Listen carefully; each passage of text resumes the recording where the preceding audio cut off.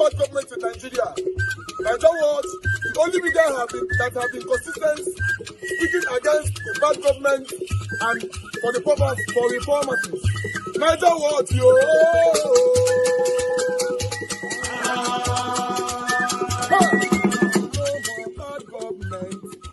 No more bad government. Nigeria Watch. No more bad government. Nigeria Watch. No more bad government. The only media that have been speaking. No more bad government. The voice of the voiceless. No more bad government.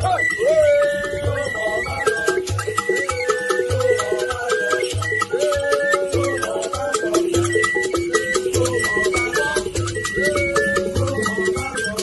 Nigeria Watch. No more bad government. For the poor. No more bad government. Nigeria Watch. No more bad government. Nigeria Watch media. No more bad government. No more bad government. No more bad government. In Nigeria. No more bad government. No more bad government. No more bad government. The only media. No more bad government. The number one media in Nigeria. No more bad government. That have been speaking against government. No more bad government. Nigeria Watch. No more bad government.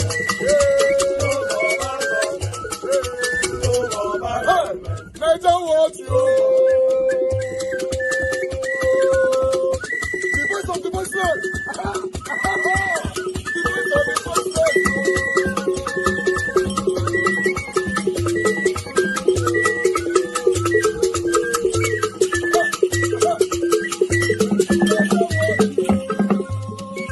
Voice for the voiceless.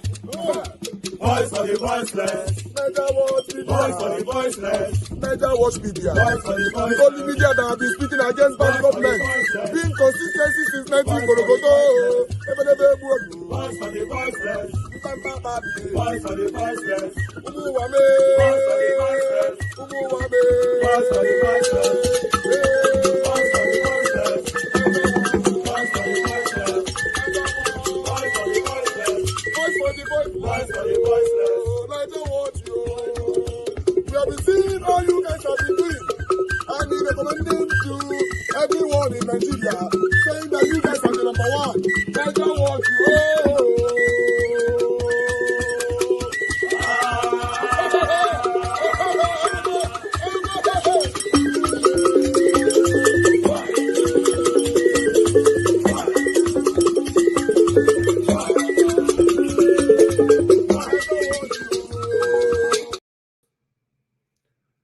All right, guys. Good morning, good afternoon, good evening to every one of you. Thank you very much for your time with us today. I appreciate you all for your time. Today's Thursday, 2nd January 2025.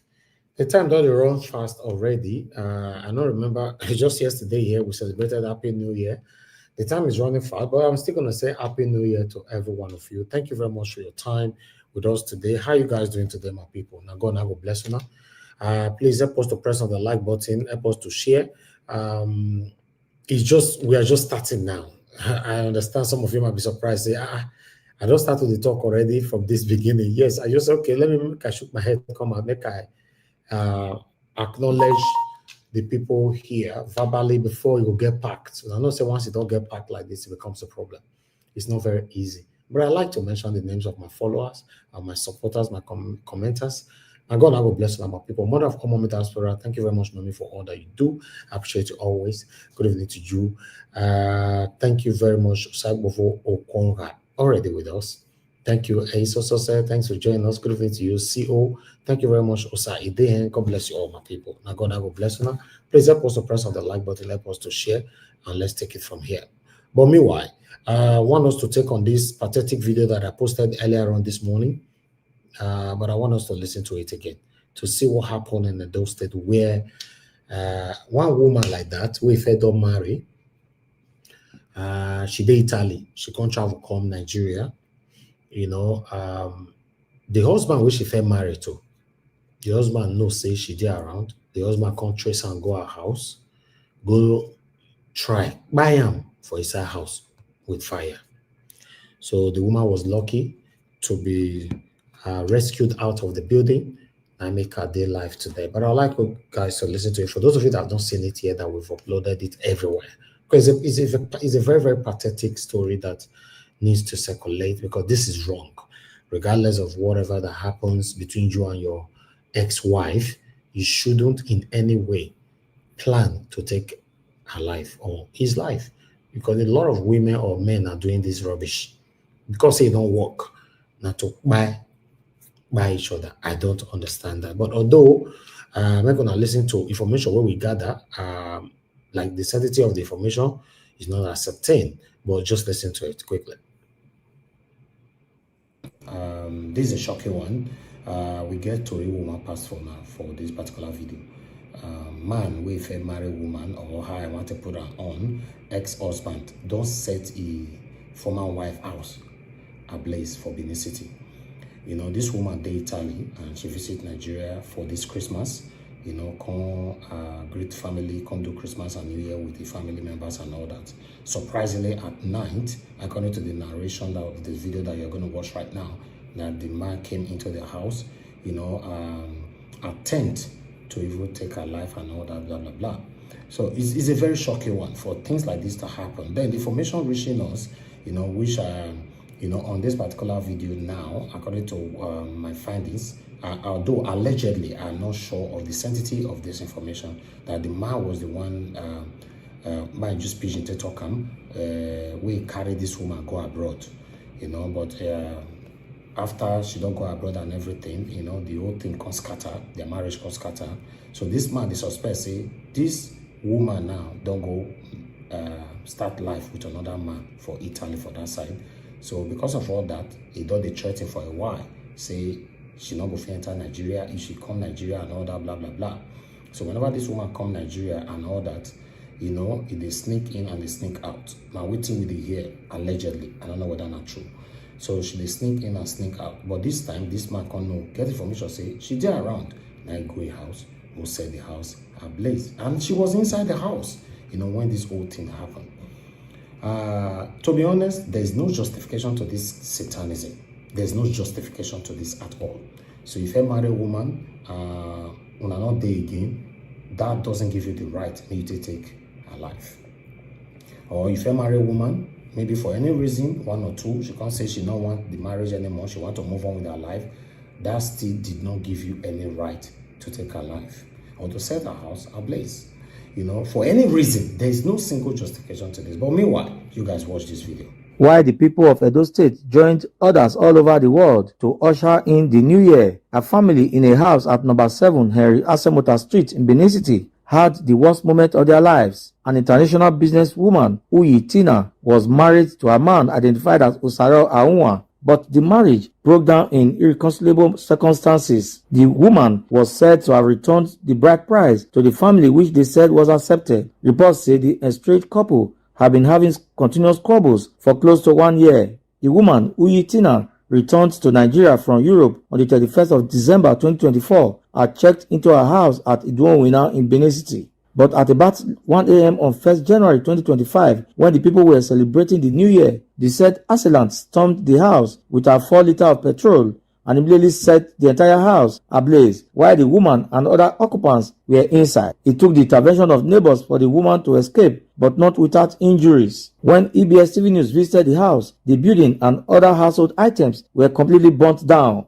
The car in the compound was also touched. Some family members expressed surprise over the attack. Around 1 o'clock, they called me that break the window, spray the room, this very one. Yes. That's where she's sleeping. What happened is there's a man she was married to, which they are no longer together, and bride price has been returned. So she came from abroad just on the 31st, and then the man got a wind that she's around. The man came to the house, broke the window, poured fuel into the house, and wanted to set her ablaze, but she was able to escape. But her documents, the money she brought in, and all others, all got burnt, and the house completely razed down. The victim, Uyi Tina, who is now in the hospital, appealed to the police to expand their investigation on the incident. Yesterday around I think 1 o'clock midnight, somebody will hit my window. I just wake up. I say, who is that? When I hear voice, my ex-husband voice, say, What does that mean? They tell me, say, today, that be my last day, now today I will die for you. hear the voice, now I start the chassis. Sarah, you want break my window? Sarah, you want break my window? Sarah, you want break my window? Come break the window. When you break the window finish, no get to run go. I may not want open my door. May not come enter as in day as I inside the compound, that is inside the man say, how many enter the compound but we lock gates. So the next thing when I see for him now, fuel, he carry and enter the window, start to spray fuel. I say, Sarah came on wow, Sarah you want bomb my house? Sarah you want bomb my house? I come dey try to find my document, but now yesterday, now I come down from Italy. I dey do Italy business, they carry load they go, carry load they come, they carry arrow they go, carry load go back. So people wey dey Europe, they will still give me arrow, me I carry come back to Nigeria. So that yesterday I start my motor next time. So I no fit go deliver the message. So all the message there, so I call them, because on second day I bring everything. So okay. I dey try to find where I even keep, I not even know where I keep things again. The next thing when I hear, boom, me I run come and my dog just back, boom. I just force myself, open the door. That's why I take come. So fire? Fire on fire. When they give me for Italy, me I supply, me I give them for area. The money born about 42,000 euro. It born. All my code, my things, my document, my Italian documents, everything born. The new year threw many families into happiness and joy, including the family of Mrs. Tina Uyi, who resides in Idowina Street of Tipa Road, Isiho community. However, the joy of Mrs. Tina Uyi and that of her relatives was suddenly aborted following an alleged destruction of her house and other valuables by her former husband, identified as Mr. Usaro Ahunwa, who visited the house in the early hours of New Year Day and set the house ablaze, while occupants were caught in helpless. A niece to the victim, Osarobo Osade, gave an account of the incident, which destroyed valuables including travel documents belonging to the victim. He said them if you don't open this door, you go burn the house. Now other you go look for something, they break the window. Now I say I'm mommy don't break window. Now as you break the window, you start to pour the fuel. As they pour the fuel, now so your lights, the thing your make fuel, everything, the thing even touch my mommy for leg, chef. Where it blue for inside. She called they shot my documents, so she did the travel and customer money. She me to go bring a nine fire come splash into her leg. So as I call say okay, make me see try if I go feel if I go feel bring her come out. I go carry duvet, throw for inside water, I put for body. Now I feel long go meet and ask her say who side particular place where you put the document. She said she don't feel remember because I might know your reach down. I might know your settle down. So she not can remember where she put her. Now I go say okay. And the thing be say everybody there is house. We door they lock. We come to defend key more to open the motor come and say. The matter has since been reported to the police for investigation. Donald Ehiminye, ITV News. This is the situation right now at Idowina, where the house was completely burnt down, and then investigation revealed that the man who was alleged to have committed this crime is currently with the police at Ekiadolo Division. In our subsequent broadcast of our news production, we'll be able to update you further on the situation, especially a special interview with the man on why he actually carried out this dastardly act. From Idowina here in Benin, Festus Alain Khe, EBS News. All right, guys, as you all can see, you heard her. She's in critical situation right now at the hospital. I just hope that she survived this, because a couple of people were injured in the house, according to the news also reaching us. This actually happened in a location at Idowina Street off Tipa Road, Isiho community, Benin City, according to ITV. That Mr. Osaro Ahunwa, that's the name of the man, the ex-husband. His name is called Mr. Osaro Ahunwa. Why the woman, her name is Mrs. Tina Uyi. So I believe there's still kind of entanglement between both of them. The man stay in love with her and all that, but you cannot love somebody and want the person to die. So I'm totally against this action in anyhow you guys want to look at it. If the woman says she don't want to marry you again, or now you really truly, if not true, carry and go abroad, she can't find another husband or whatever and all that, one can still move on to live a life again. But you trying to take her life and setting her house ablaze and all that, in this excruciating time, hardship time in our country. I don't know how you want me to take you to another house again. Thank God that she have a life. She didn't, she not died through the process. But nevertheless, the man is currently in the custody of the police in Edo State. I just hope the government do the right thing. Tell us, what's your take on this? Put it on the comment section and let's take this together. Thank you. All right, now so we see among my people, and now so we tell report them today. As the breaking news come to our doorstep, it's okay. Let's talk about this. Let's bring it to your screen. This is totally condemnable. I don't support it. I'm not interested what the woman do. For real, say na true, say na you really carry and go abroad. The woman can later find a husband for that side or whatever. You still did not have right to take life that you did not create, or rather you did not create. That's what this man wanted to do, because the man wanted to burn her alive inside the house. When I say the house is condemned. They are not to demolish that house. There's no way you can amend it. Everything is totally out. So the woman was actually lucky. There, 42,000 euro, according to the woman, say the money burned. Anyway, I don't know how the matter will go, and I don't know whether the man will get level like that. And I know the way our country today, if you get level, they too suffer like that. Now not get level, and they suffer. So for you to understand that, what I mean, or rather what I meant by that particular statement, I would like you to listen to this video. Then you go know say now who get level and they run for Nigeria. This man for up. This is Liu Yang. This man is the former chairman of the Bank of China. This man, they convict him 2 days back. What happened? This man they give loan to some companies. Then they go give us some money. Then he will come recover the loan, just sort of cover some things for them. What go happen when China government know? They sentence him to death imprisonment. Now, after that death imprisonment, they come put and say, he still get chance, like at the sea court of appeal for Nigeria. Say after 2 years for inside prison, if they see behavior say he can't do well, they'll go remove the death penalty, they'll go give a life imprisonment. Now, this man now that they convict to death, where he said the last John in a life imprisonment, you know how much he carry? $16.8 million US. Now this man carry. Not be say he carry, say he just carry the money. Oh. Now the ones where be, like that. Now they convict this man to death. The second one, if a big grant anything, it will be life imprisonment.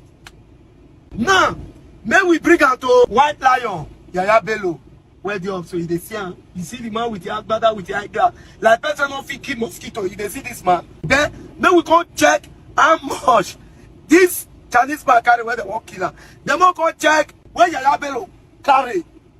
This man I carry Kogi State money. This same man, this man a real White Lion. Now this same man they sue EFCC. Now how much this man carry? $154 million US.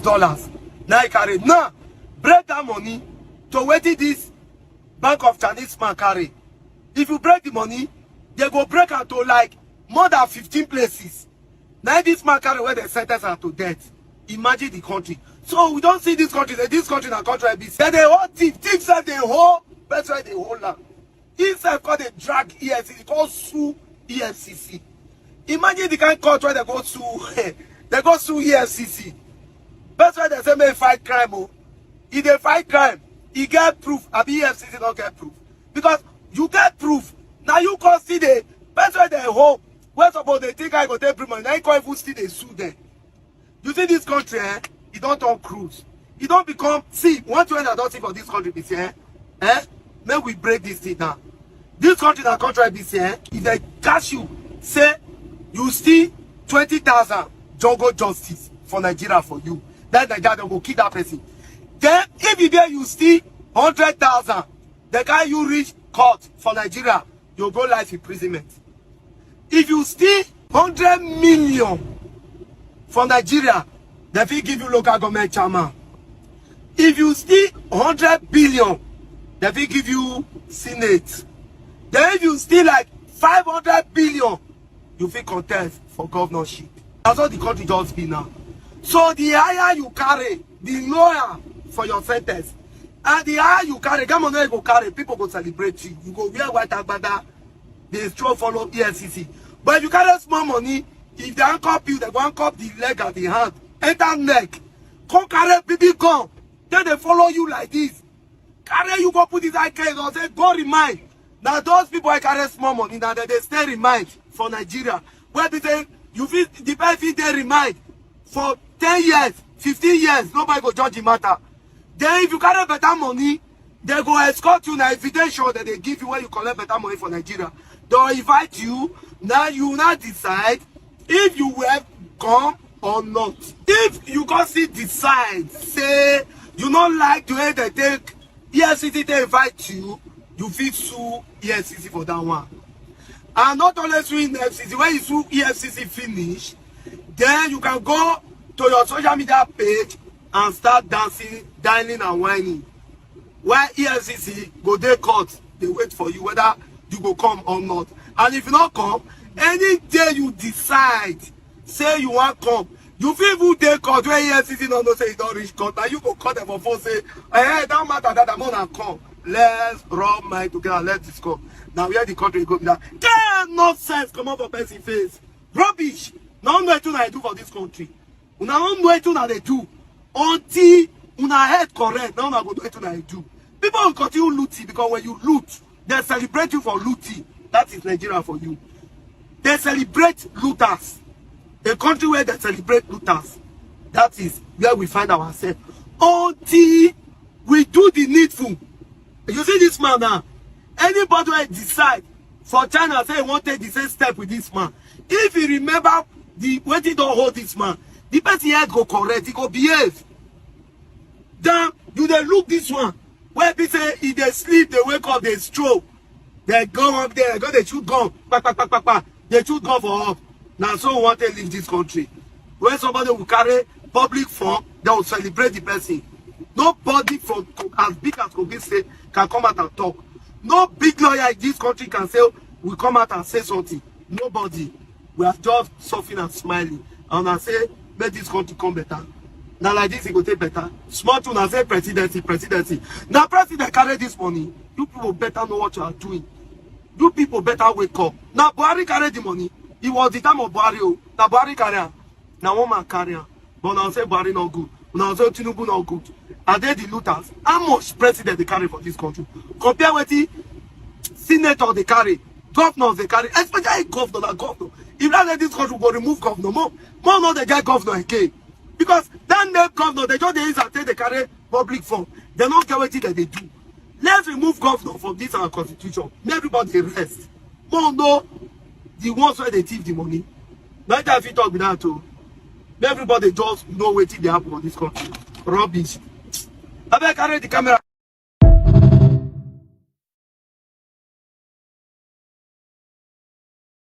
All right. He mentioned something that is very, very interesting, that our looters, we celebrate them, that most Nigerians celebrate them. It's just like the same way Nigerians celebrate Yahoo talent fraudsters in Nigeria. You know, when you steal from others and you come back to your community, you buy a car, maybe Lexus, because these are the common cars that these Yahoo boys are driving, that Benz or Lexus. So maybe you buy one of these, you come to your community, you see they'll be hailing you, they'll be calling you Odogu and all that, including your parents. You know, even your mom, your dad will not ask how you made the money. They'll just be say, oh, thank God, oh, God have blessed my son. God have blessed my blah, blah, blah, blah, blah. Even your religious leader, you know, they will give you the front seat to sit on. So this whole thing has become a culture in our country where we celebrate criminals and all that. For me to tally that particular up, just yesterday, 1st of January, see how they celebrated Yaya Bello.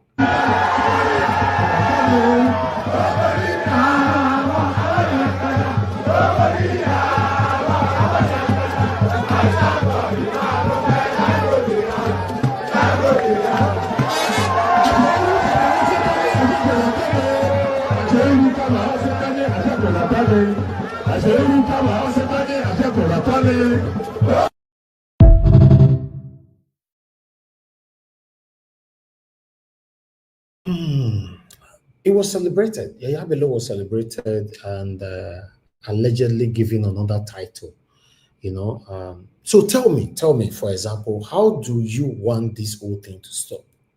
Where the upcoming ones know that if you can still, like that video that I played earlier on, if you can still read money, you'll be crowned, right? So even the Yahoo boys or whatever that we are calling them now, I call them internet fraudsters. Even the Yahoo boys we're talking about now, tell me how these people can ever change. Or we the younger ones are the leaders of tomorrow. Not so they talk and since where would they grow, they come. So let's assume all the leaders we have today, all our elderly fathers, mothers that are currently ruling us today, if they decide to say, okay, when I say they thief, okay, it don't do. Make una corona by una self. How can we trust ourselves? There's no way we can trust ourselves. Okay, you're going to tell me somebody that have amounted so much wealth to his or her own self through criminality, become a governor of a state today, and you expect the same person to do right? It's not possible. Or the person become a senator, a rep, or a vice or a president. You expect them to do right? It's not possible. So this whole thing for Nigeria to change has to start from us. Yes. It needs to start from us. That's the only way we can have that better Nigeria that you and I are craving or crying for. If not, we are not going anywhere, because it looks like almost everybody, we are deceiving ourselves. We live in a country where 80% of the people, if I'm not mistaken with my statistic, believe that the only way you can be successful is to engage in criminality. The worst part of our government is not even the presidency, it's not the governors. Do you know? It's the civil servants. I have things to talk about the civil servant, but I'm waiting for the right time. I want to talk about it the other day, but I'll wait for the right time. The biggest problem we have are the civil servants. In case you don't know how, if anybody become a governor today in a state, right? Okay, let me use myself as an example. Let's say I become a governor of Edo State today. The people that will take me around to tell me how the country has been run by my predecessor are the civil servants. They will try you, they will test you, they will see your reaction. I've said this so many times on this platform. If your child throw a remote to your TV and the father wanted to scream and the mother said, no, leave her, a baby now. The pikin go look on her like they go shake head. Oh, okay. What a beautiful family where he comes. So one day we'll go carry a knife for kitchen. Maybe they sleep for living room. You go use that taste stab before belly. You go taste and play and just normal thing. Because the time you're supposed to curb it, you failed. So when this civil servant try you, say, this new government will come so only God know how you go to deal. But more by try and more try. They try you, you fall on it. You try, you fall on it. Then they don't win. They don't tell you, say, the previous predecessor, now so it did your predecessor, now so it did one. You know, if 2 billion come from so internal revenue, they keep 1.5 billion through this means. Because if we take out through this means, the other means, government will know, EFCC will know in prospective time. So that's so they do it for a way people not to know. Say, hey, that's so we're not too correct. This is why we are where we are today. Then a lot of us are focusing more on talking about the presidency, the presidency, the president, the president, the president. In most cases, we don't even remember to talk about our governor, our local government chairman, our even to the extent of councillor. We don't mention those names at all. Are you aware that constitutionally, the president doesn't have rights to determine how a state is being run? You don't know. Oh, you don't know. They don't have rights. They can only advise. If you not take, no problem. Because the same immunity that the president gets, that's the same immunity the governor of a state also gets. So in most cases, they wait for them to finish their tenure so that they can be persecuted for a possible prosecution. But in most cases, like Oshomole Tokan, If you join APC, your sins are forgiven. In most cases, their sins are always forgiven. I don't know how, but that is the realism. So our problem in our country is huge. Huge, oh. Huge. The Nigeria midday, so my eye, they see things. My eyes, they see things. I'll say, Jesus. We have a long way to go. Do you know that a lot of Nigerians in Nigeria today are just waiting to get the opportunity to have their own share? Do you know that? Yes, I repeat that. A lot of Nigerians in Nigeria today, they are just standing by to have their own share from the national cake. Immediately they have the opportunity to have or lay hands on that national cake, they are done. A lot of us who also come out to say we are fighting, Nigeria must be better, Nigeria must be. A lot of us just want to make name so that the government can approach us, then we'll be bought. That's why you see many people who they talk, which you and I know, many of them are bought. They will not start working for the government. Why people like us will not they work for government or the bad government, the bad individualisms in government? Some of them not they respect us. So we have a long way to go. A long way. Look at my state. All our front runners, almost all our front runners youth, all of them done my share, my leader finish. So they talk so. Well, I'm not even sure which one to trust anymore. Because once you buy the bag of rice, you put 1 million naira journal. My leader. You are done. Finish. Now hunger. With that politician, we will come meet me and say, they buy me bag of rice, give me 1 million naira. Although I don't have limit to the figure. Any amount at all for you to do the wrong thing is wrong. But we have lots of them on social media. I've been on with that dwarf and I see we come off all the way from Dallas because of $5,000. It come out all the way from Dallas, go Edo State. Because of $5,000, not even pounds. If not pounds now, they say, okay, still get weight more. $5,000. He travel all the way. They even give a hotel where they stay. You get where they pay the hotel, they can say, oh yeah, come and go back. And you not get the one where you did for your side. The same person, though they throw mat, they meet Aswa Godaro and Obaseki as we speak, indirectly. Now he's now singing the praises of Okpebolo. But do you know the funny part of all? The funny part of all, upon all this year lifestyle, many of them are living. That good life that they crave for, many of them still don't have it. The rest of mine, they don't have it. When sometimes we say on this platform, do what is right, stand for what is right, some people just say, it's a normal thing where they talk all the time. It's not normal. It's not normal. It's just like you wake up in the morning, you just think it's a normal thing. You forget to tell God, thank you. You drink water, you pass your throat, na normal thing. You eat, na normal thing. You use toilet, na normal thing. Nothing is normal. Nothing. Always learn to be appreciative to God and to what the good things fellow human beings are doing for you. So look where we are. The criminals are being celebrated, while the good ones are being insulted. And I see where some people, they come here, sometimes they will insult us. On my Instagram, the same thing. I commented on the Today Not post some time ago.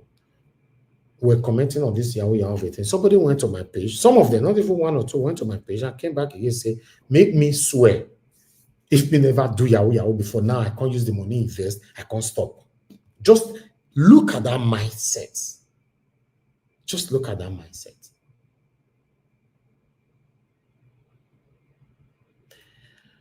We have a long way to go.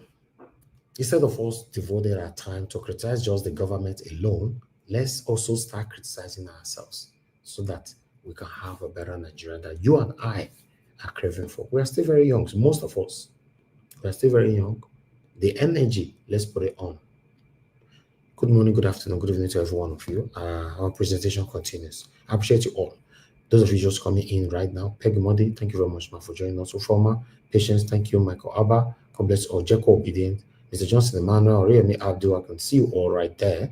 Thank you very much. Alabo, thank you very much for joining us today. God bless you. Thank you. Osaide, Peter Inagbe, Prince Ajagon Alabo, thank you. God bless you all. Lucy Eno, Didi Anthony, thank you, my people. God bless you all. Christian CXL, thank you. Miracle B, Madam Amen Bright, Sendam, thank you. CO, I can see you. Ace also say, I can see you all. Sabovo Konga, and above all, my mother of all, Mommy Dasura. God bless you all, my people. Press on the like button, help us to share. But I'd like us to start right now with Peter Obi. Peter Obi have this to say. This particular press conference by Peter Obi, in fact, he hit the nail on Tinubu. Let's listen to it quickly. Guys, help us to press on the like button and let's take it from here. God bless you all. We shall be joining the Labour Party leader Peter Obi, who will be addressing the media now in Abuja. Economic and security situation of our country is worsening daily, despite contrary positions and claims by the government of improvement in all spheres of human endeavor. Our national challenges are visibly worsening. Our nation and its fortunes are in clear reverse. The indices are clearly indicative of our decline. Thus, Nigeria remains one of the poverty capitals of the world, with over 100 million in extreme poverty and more than 150 million in multi-dimensional poverty. The situation has deteriorated significantly in the past 18 months under the current administration. As a nation, we are falling from being the highest GDP in Africa in 2014 at $574 billion and per capita of about $3,500 to now ranking the fourth with a GDP less than 50% of what we were a decade ago, about 200 billion, with per capita less than a third, about 1,000. Our nation remains one of the most insecure and least peaceful in the world today, with countless communities and families displaced from their homes and now living in IDP camps. According to the Global Peace Index report, Nigeria ranks 143 out of 163 countries in terms of peacefulness, an indicative of high level of distress. Food insecurity has become a national norm, making Nigeria one of the hungriest countries of the world. Gainfully employed and middle-income Nigerians now spend nearly their entire income on feeding, with some resorting to borrowing to eat, just to eat. For those living on margins, low-income earners and unemployed, the situation is even more dire. The newly approved minimum wage of 70,000 cannot afford a bag of rice or even half a bag of beans. As a result, many Nigerians go to bed hungry, while a significant number now rely on palliatives and charitable support. Tragically, this has recently led to several avoidable deaths. Nigeria in 2024 hunger index is ranked 110 out of 127 countries measured, reflecting a critical level of hunger and food insecurity. We have earned the dubious distinction of being one of the countries with the largest number of people without access to electricity. In 2024, despite the abysmal and unacceptable power generation and distribution, the frequency of national grid collapse increased significantly. The frequency of national grid collapse increased, where we have almost 12 times in 12 months. As a result, we are now mockingly referred as a generator country. This persistent lack of adequate energy supply continues to hinder our national development.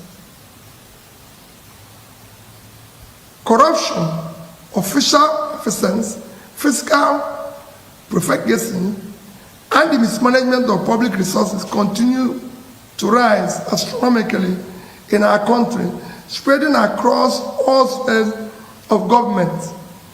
Similarly, nepotism and disregard for the Constitution, rule of law, and due process have become the norm. Our national debt has risen astronomically from approximately 15 trillion in 2015 to over 100 trillion today. This sharp increase has occurred within the last 18 months under the current administration. Ironically, these borrowings are largely allocated to non-generative programs and projects, leaving little to tangible development assets. Inflation remains an all-time high, businesses are collapsing, and manufacturing companies are barely surviving, further contributing to already high unemployment rates. We hold periodic elections that are no longer genuine.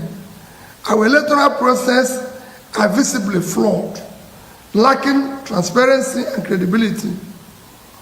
Although Nigeria is a democratic country, the electoral process falls far below acceptable standards, with the people's vote often not counted.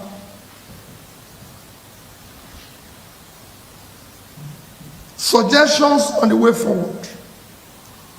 From all indication, Nigeria urgently needs selfless and exemplary leadership across the three arms and tiers of government. However, this much needed exemplary leadership must begin from the top. Since the ultimate responsibility lies with the president, I will direct my attention to him. Mr. President, present-day Nigeria aligns closely with Dr. Martin Luther King's powerful words. We are now confronted with fierce urgency of now. This is no time for apathy or complacency. This is time for vigorous and positive actions. Because we all love Nigeria and desire its prosperity, I would like to suggest some actions I will have personally approached differently. It is time to confront our national problems boldly, decisively, with a sense of urgency, and I suggest as follows. Commence a visible and verifiable reduction in cost of governance to be able to allocate much needed resources to critical areas of development such as security, health, education, and poverty alleviation. Aggressively and visible attention should be given to combating corruption effectively. While addressing past corrupt practices, we must ensure proper investigations and recoveries are related to missing funds or their sources. The focus should be on eliminating current and future official malfeasance through increased transparency and accountability in public procurement and contract awards, as well as thorough monitoring of execution of projects to ensure that limited resources are efficiently utilized and applied productively. All future borrowings must be tied to regenerative investment and visible productive assets that will benefit the nation. This will ensure both productivity and ability to service and amortize such loans, rather than continue the current practice of accumulating massive debt with no tangible returns, which places undue strain on future development revenues. Mr. President, out of approximately 580 days you have been in office, it is reported that you have spent about 30% or around 180 days on more than 30 publicly recorded trips overseas. My appeal is that you dedicate 20% of 2025, roughly 72 days, to visit each of the 36 states for 2 days each. As a president, such visit will give you opportunity to better understand their economic and security situations across the country.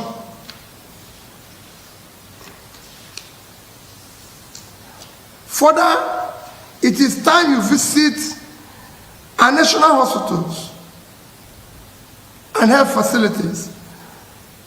You may consider, for example, that your next medical examination be conducted in one of our national hospitals or regional federal medical centers, such as FMC in Sokoto, Birnin Kebbi, Calabar, Umuahia, Akure, among others. This will allow you to assess the state of healthcare facilities available to Nigerians.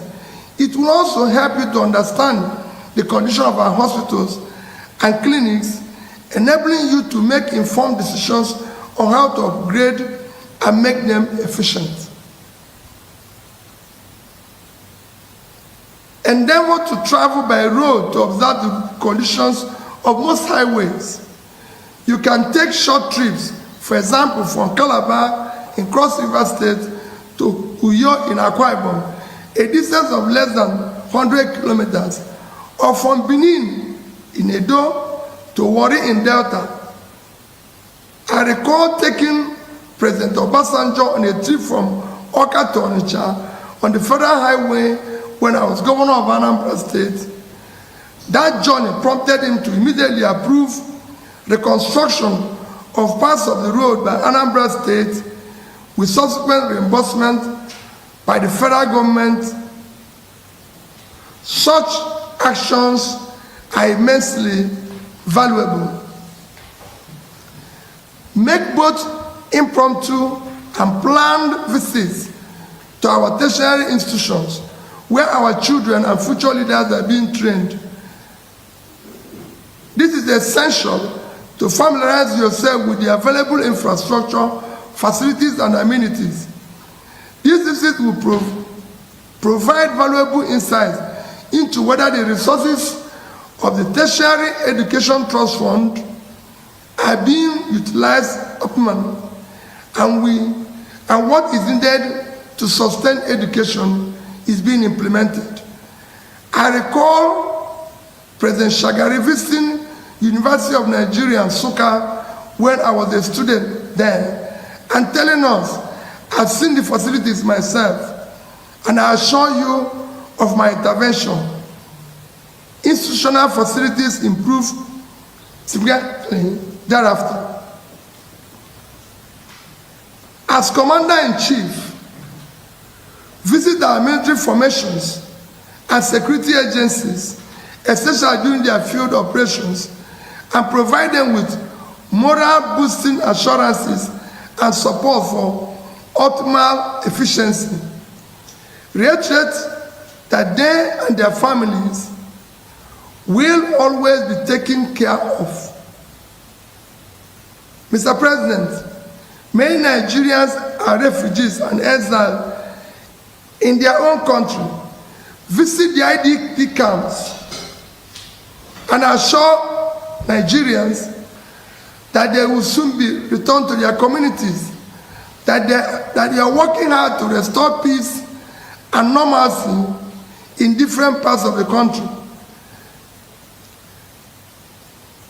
Mr. President, you are no longer Governor of Lagos State. You are now the President of Nigeria.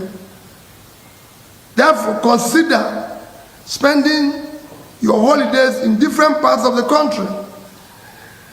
Let your next Salah, Easter, or Christmas holidays be spent in Yola, in Sokoto, Jos, Akure, Yanegua, Abakaleke, among others. The single most challenging test you face is ensuring the future of elections are credible and to reflect the will of the people. Finally, Mr. President, Nigerians need to hear from you directly, not through your proxies.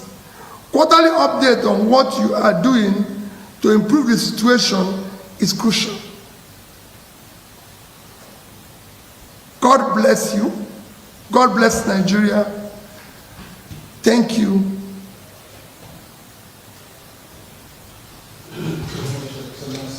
I want to ask you some questions. Let's the country.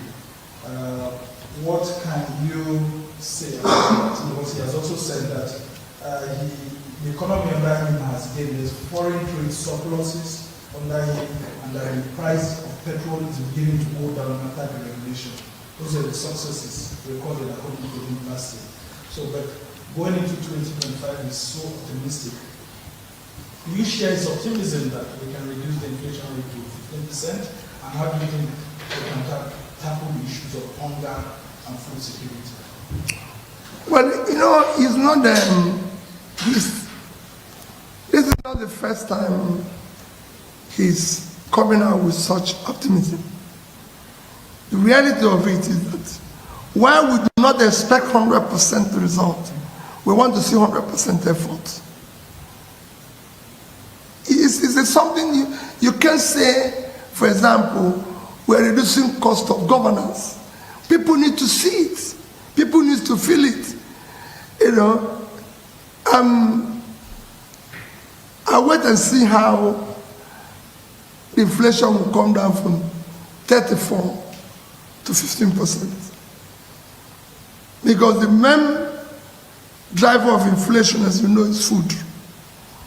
On the sea rice, coming down from 100 to about 50. Beans, coming down, all coming down below the minimum wage. Then we can begin to say yes. So it is not something you say. It is what you do and what people feel. Governance is about the feeling of the people, not you.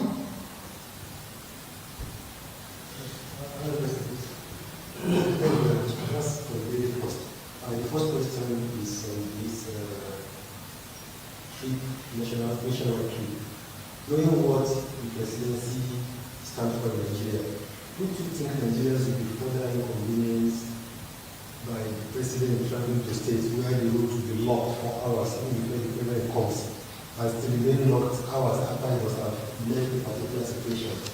And considering the amount of resources they will still expend on such visits, either by air or by road, how do you see an alternative to mitigate the suffering of Nigerians by those blockage and the money that's going to be spent? That's the first aspect. I'm sure that what is going to be spent will be far less than what he spends to go overseas. It will be far less. And I can assure you that visiting the entire Nigeria will not cost up to a third of what he has spent in these 30 trips, just visiting Nigeria. And it is critical that he goes to, as for blocking the road and everything, I I would rather he blocks everywhere in my state and stay there for 2 days, because he will feel what we are feeling. So it's better he goes to Benue, go to Zamfara and block it, but he's there so he can feel what the average person in Zamfara is feeling. It's the president of a country who must visit the place. The second aspect is 2027.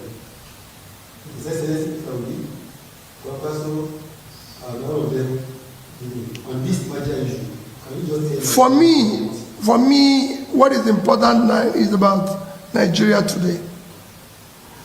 We are so occupied about election, just like we're so occupied about power capture, that we refuse to deal with our issue. We have people who are dying because of a bags of rice, half bag of beans. People are dying. We've just lost several people. I was in IDP camp yesterday. I was in hospital yesterday, where we don't have basic things. I'm talking about 2027. That's not what I'm preoccupied with. I'm not preoccupied by what I said, the urgency of today. Let people put food on their table. Let there be medical care in our primary health care. Okay, lastly, what is His Excellency barely 1 year after the 2023 elections? The third force is dismantled, and there is no effective governance without opposition, a strong opposition in the country. And with the way things are going, do you think Nigeria is having a headway?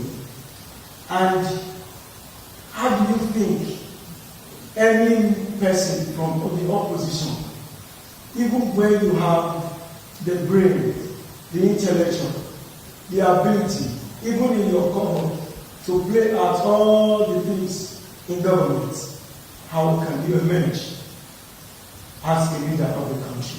Secondly, the arrest of Tinubu. What does this have to do with our democracy? Don't you think it will affect the democracy in Nigeria? Well, I want us to sit down one of these days and talk about the opposition and how the opposition will be effective. Our democracy is faulty. It wasn't designed to support the opposition. Oppositions here are actually in difficulty. If I tell you what I face, what I go through, what my family go through, you wouldn't even believe I will still be standing and going around this country. But I've made up my mind that if this is the end, so be it. Because we can't allow the country. It is difficult to be in opposition in this country. Extremely difficult. Because everything is against you. People don't even want to see you. They don't even want to talk to you. I see colleagues that greet them at the airport, they don't even want to reply because they feel they don't want the government of the day to see you or see them greeting you. Your businesses, everything you're involved is being dismantled. That is not a country. We need to show more commitment to the future of our country. None of us is going to live here forever. So we must build a better society for our children. And to build it, some of us will take the risk. That is the part of what Dele and Co. also going through. And not just him, every person, even the oppositions, at local government level, at state level, everywhere, are going through that. So for me, we are actually doing a lot if we're doing everything on our own. All right, lastly, for me, Your Excellency, just two things. We've seen you and the former Vice President going around having a series of meetings. People are optimistic that maybe something in form of a measure or so will come out of this. And then, lastly, President Tinubu insists that his tax reforms must go on, and the tax reform bills are here to stay in his last presidential media chat.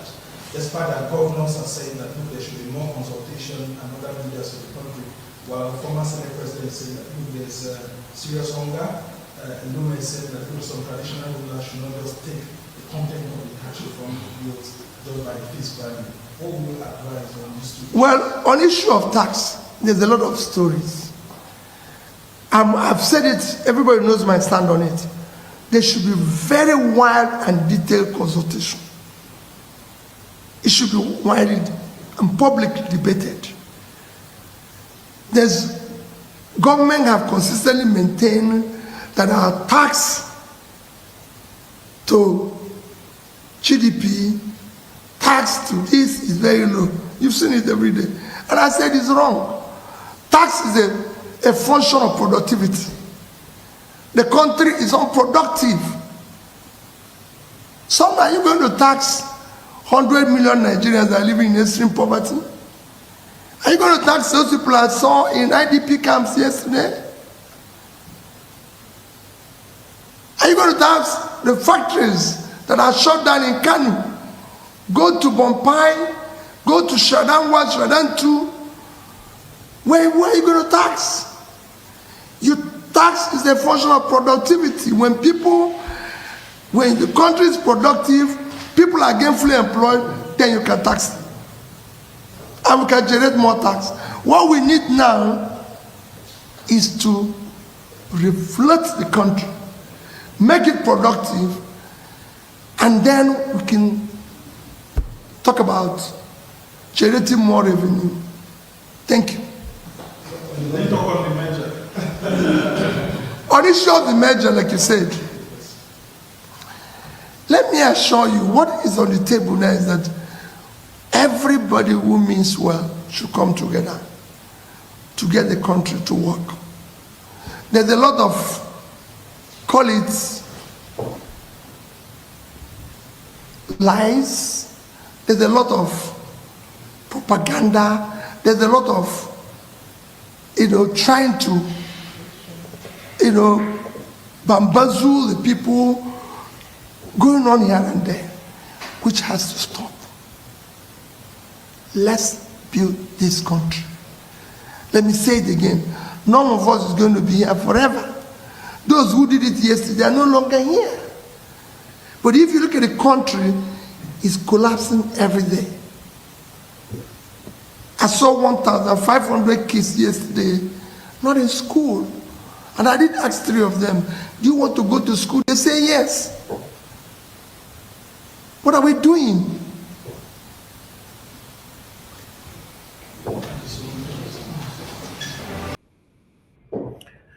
Wow. That was a wonderful press conference by His Excellency Mr. Peter Gregory Obi.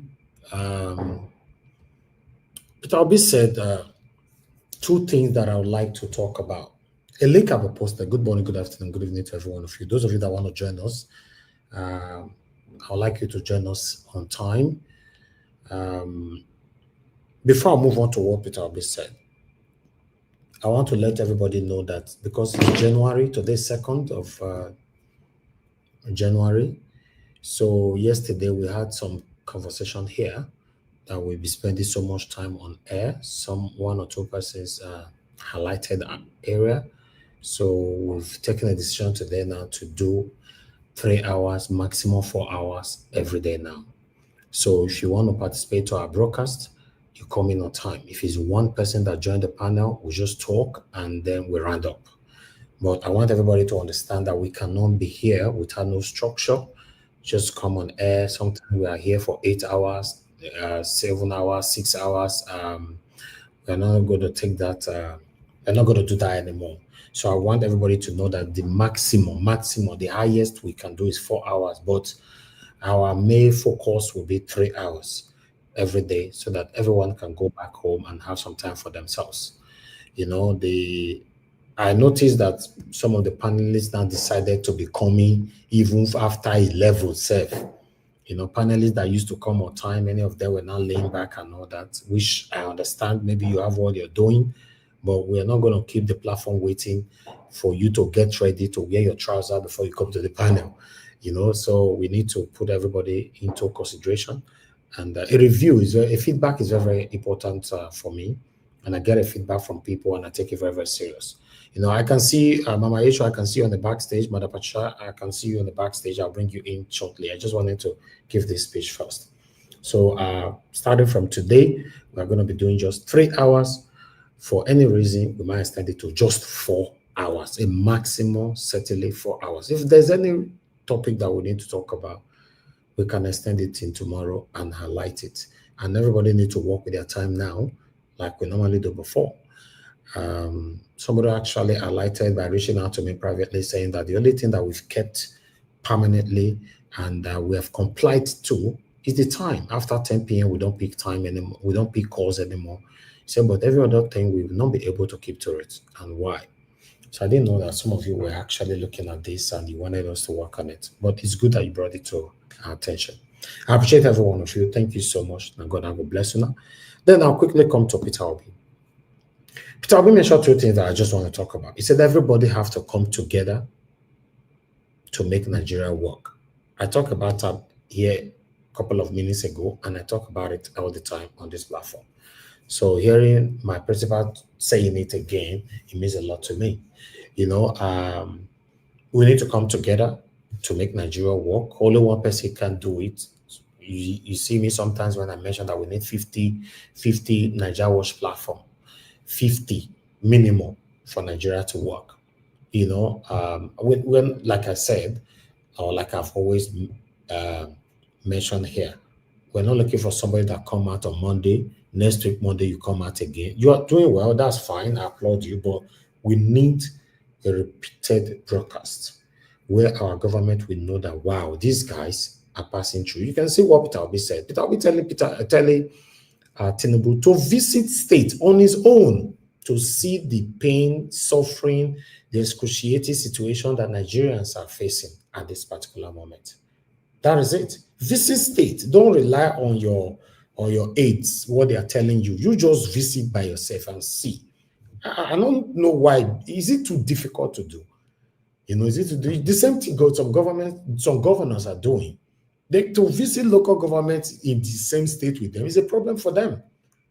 Because once they just attain that position, it now looks like they are not too big, you know, to actually check on the people that elected them into power. So we have to come together to make Nigeria work. Then another one that I noticed about Peter Obi's speech, although he mentioned so many things, now only that 2 I want to talk about. Now Peter Obi 2 times, now maybe pass, but minimum 2 times. Peter Obi say, Mr. President. 1, few minutes again, and I said, Mr. President. You know why they talk this thing? For some of you, now we go, you carry the tea, you carry a put for your heads. I can never call him president. I can never call this. I cannot. Peter Obi not follow and do all this thing when they do. It's just like sometimes somebody criticize Peter Obi. Some of you now go carry a put for your head. That person will criticize Peter Obi. Una must buy him. If you not buy, una don't go rest. Then Peter Obi will come and can't go pay hello to that person. It's just that during the time of the Nobel laureate, Wole Soyinka, Peter Obi went out to visit. Then people say, come on, Peter Obi go and visit. Listen, Peter Obi no follow and do all this kind what some of us they do. He not follow na day. But when I live, Peter Obi does not belong to any region. Concerned Nigerians are looking forward to him becoming our president so that you and I can have that dream, that Nigeria of our own dream. I want to make it be true. Not be say you they do man list. You want maybe Peter Obi join you do man list. He not follow you did that yet. Peter Obi talking twice. Go watch that video before you go change him. Maybe not 3 times he talk about, now 2 times me here. Say, Mr. President. Some of them don't attack me here. Why I call Tinubu president? This that now I say, I mean understand. May you fight your fights. I talked yesterday. If you know, say get with me and my panelists, they talk for a year, and you know, say we'll not talk and where, you will continue from where we stop. You cannot sit down inside your living room and be pressing remote and be saying, oh, Mr. Najawa, if I do like this, you have to come in and support us. You will turn on your camera We go put you for big table. People go see you finish. Not be this one where my house small, so we go put them. Everybody go see you like this. I go make them very big. Only you go this screen. Then you will not send the message to Tinubu or Nigerians or Nigeria or anyhow you want to send them. No, they come through inside us. Mr. Nigeria was not so for talking. Black Panther not so for talking. CM not so. May you can continue from where we stop. I believe so many of us go get sense now. I'm not talking about all of us. I'm saying many of us. I'm not generalizing. Many of us, when they say, person that was sworn in constitutionally, yes, how it become president was, it was a surprising thing to all of us. Around 4 a.m. overnight, they declared Tinubu saying that he win. On the 29th of May, where we believe every Nigerians go come out, everywhere was like a graveyard. Nobody come out. So they just sworn in constitutionally. Then you come here, come they hide for back. I know they follow and do that kind of thing. Because where my power reach, and they made the talk rich, and there they work rich. You go continue from where we stop. And then we go applaud you. Many of them, when they call, they do all this over Sabi. Nobody know now. Nobody even know where you did. Not be country where you tell us say you did, not be we go say, oh, where you calling from? I'm calling from Yugoslavia. Oh, Yugoslavia, that guy from call. Not be waiting to tell you. Don't you know you can use a WhatsApp number that carries another country and you live in another country? You don't know. If I dare UK, which WhatsApp number now they call not be Nigerian, my WhatsApp number, not be Nigerian WhatsApp number.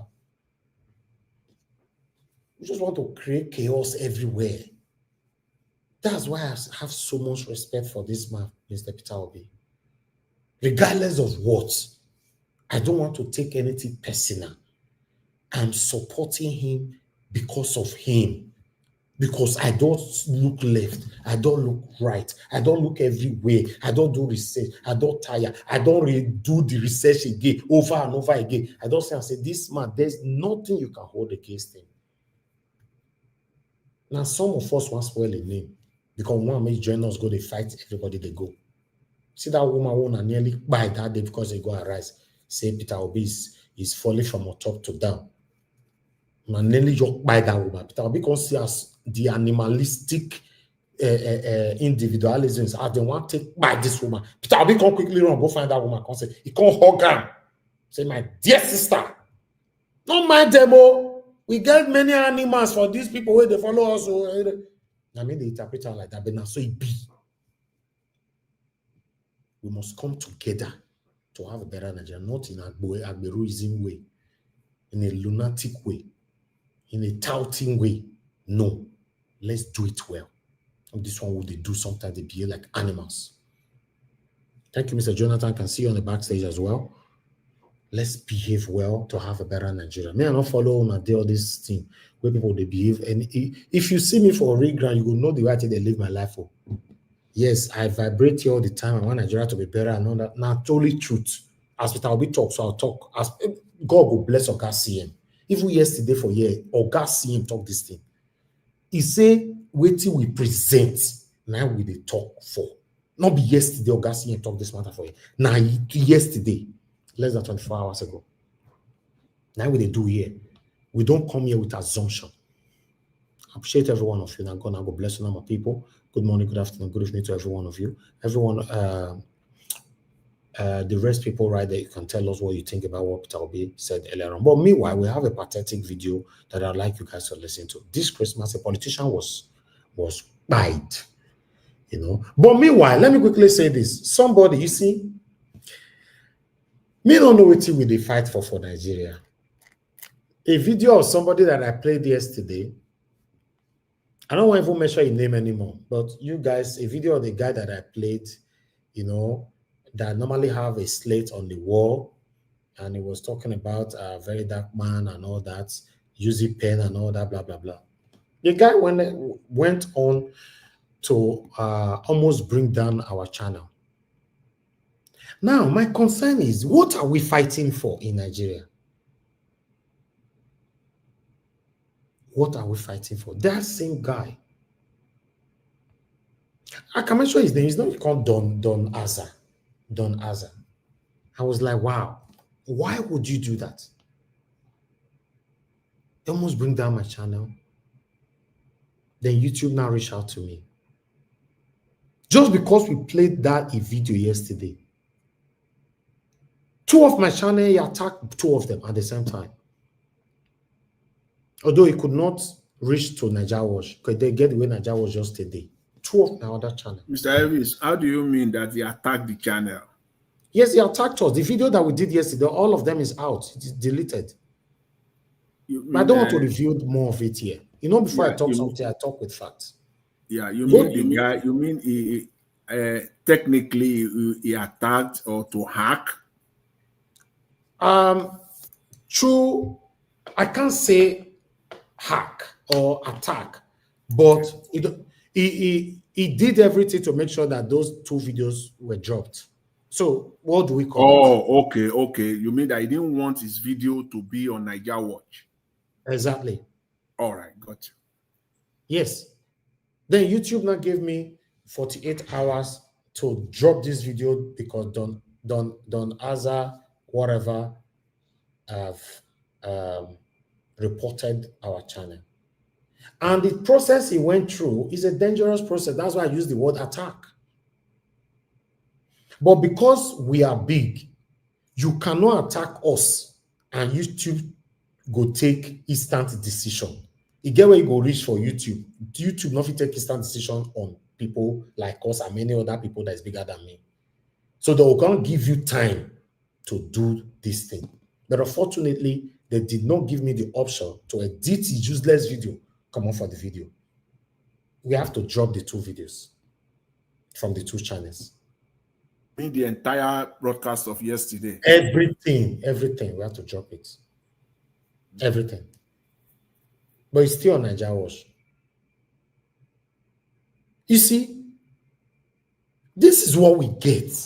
Now, the same people will be saying Nigeria is hard. Nigeria is hard. Guess what, Mr. Elvis? I wanted to comment on that guy's video. I was not here yesterday, but I watched the video maybe after you guys are left, and I had the intention of commenting on that video today. But anyways, I think there's no need anymore. Just leave that. There are many people that are jealous of us. Now, small channel even get to his subscriber is very minimal compared to us. But I don't know what he entered in mind. I don't know him before. We've never played any video here without not giving them credit. It just went on. Okay, what about people that are lesser than us who use their video? YouTube will take instant decision. And because we don't pass some kind of level, which I don't like to disclose here, do your research on your own. Now make YouTube give us time to sort them out. But which means the guy is watching Nigeria Watch. Yes, nice. Yeah, he's listening. The satanic idiot, Donanza, is listening right now. He's here. Because if he's not listening, how come you manage to hit the 2 channels at the same time? He's here. He's listening. It's same day. Yes, same day. Same day. If you not listen to me, I'm gonna go and do Nigeria Watch and Nigeria Watch blog. No, I saw that the video what we do yesterday. There. Now 31st, now go get for that. The first not there again. Jealousy everywhere. As Mandarita talk, I don't know what is wrong with us. Now make our principal talk and understand. We almost come together for one Nigeria to work. If you not give leadership to this kind of person now, tell me how we want to get that better country. Just imagine. Only 6 minutes long video of yours what we play, we lost 4 hours plus of almost 5 hours video. Just imagine. So this is what we get. And there's a lot of things we don't talk about here. Now only my panelists go feel no. In the private chat, many of them are the see strange people where they go come our private chat, right? We they deal with them here, but I don't talk about it anymore. Every day, these are what these satanic set of people are doing. We managed to go extra mile to put things in place to say, okay, come, no wahala, you don't get too ahead. This boy did this thing. Then what are you fighting for? I don't get it.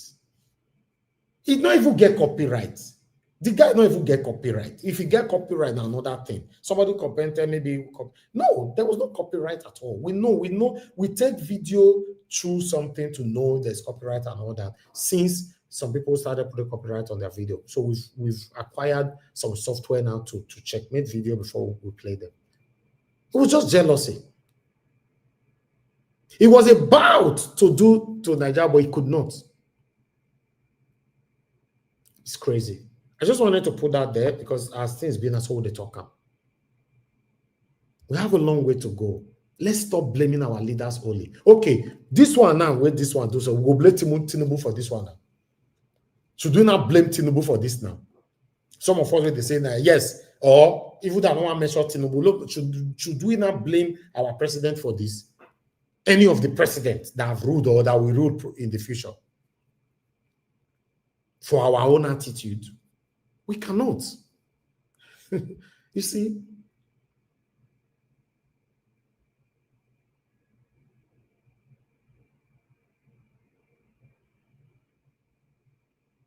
So it's crazy. No, if how you do things like that, a lot of people carry my video. I've never reached out to them. I have the power. I have the power to go through YouTube to bring down videos.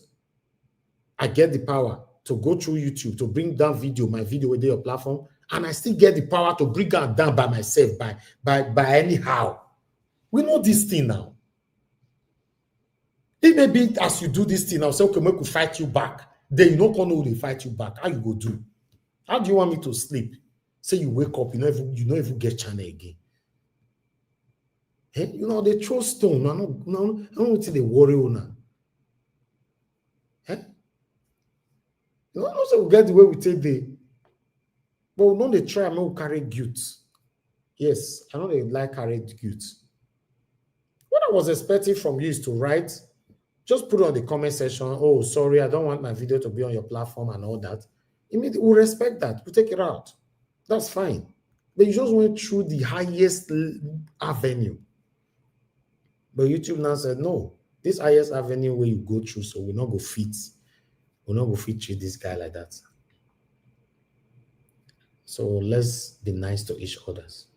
The way some move now, they behave during the time of the 2023 general election, all of them, they put copyright for their music, when they campaign for Peter Obi and everything, blah, blah, blah. The one that they behave sometimes, if not everybody they do like that, if it be as it gets. Do you know how many small bloggers that is carrying my video here? I saw somebody caught, I don't want to mention the panelists here. One of my panelists the other day from my platform, he can't go, they reinterpret them or rebroadcasting it on the platform. Somebody said it to me. I watched and I just still laugh. I even like the platform. I can't come on. So, does that take anything away from my body? Eh? No, it doesn't. I appreciate you all. Thank you very much. But meanwhile, I want you guys to listen to this video. Thrown into mourning, the ever-busy Agbere community is a shadow of its former self. Tragedy struck, and businessman-politician Clement Hamo was the victim. Sources say he was attacked and abducted from his residence in Agbere, Sagbama Council area of Bayelsa State on Saturday, with no word about him for 2 days. I see some of people when go meet and they call the full and they speak Hausa. And they speak Hausa. So before I look, gunshot. Bwa. Another one. Bwa. I carry my picking. I call around, enter backyard. For they listen. People they are now running come to where I did. Another gunshot. Bwa. I won't enter house, go carry my picking self. Another one. Bwa. I not reach enter house. I call myself, I see enter bush. On Monday, we got information that they saw his body floating and hanged somewhere in Delta State, in the River Facados. Someone they killed in River Non, and if you are throwing the dead body to the river, there is no way that dead body will float to River Facados.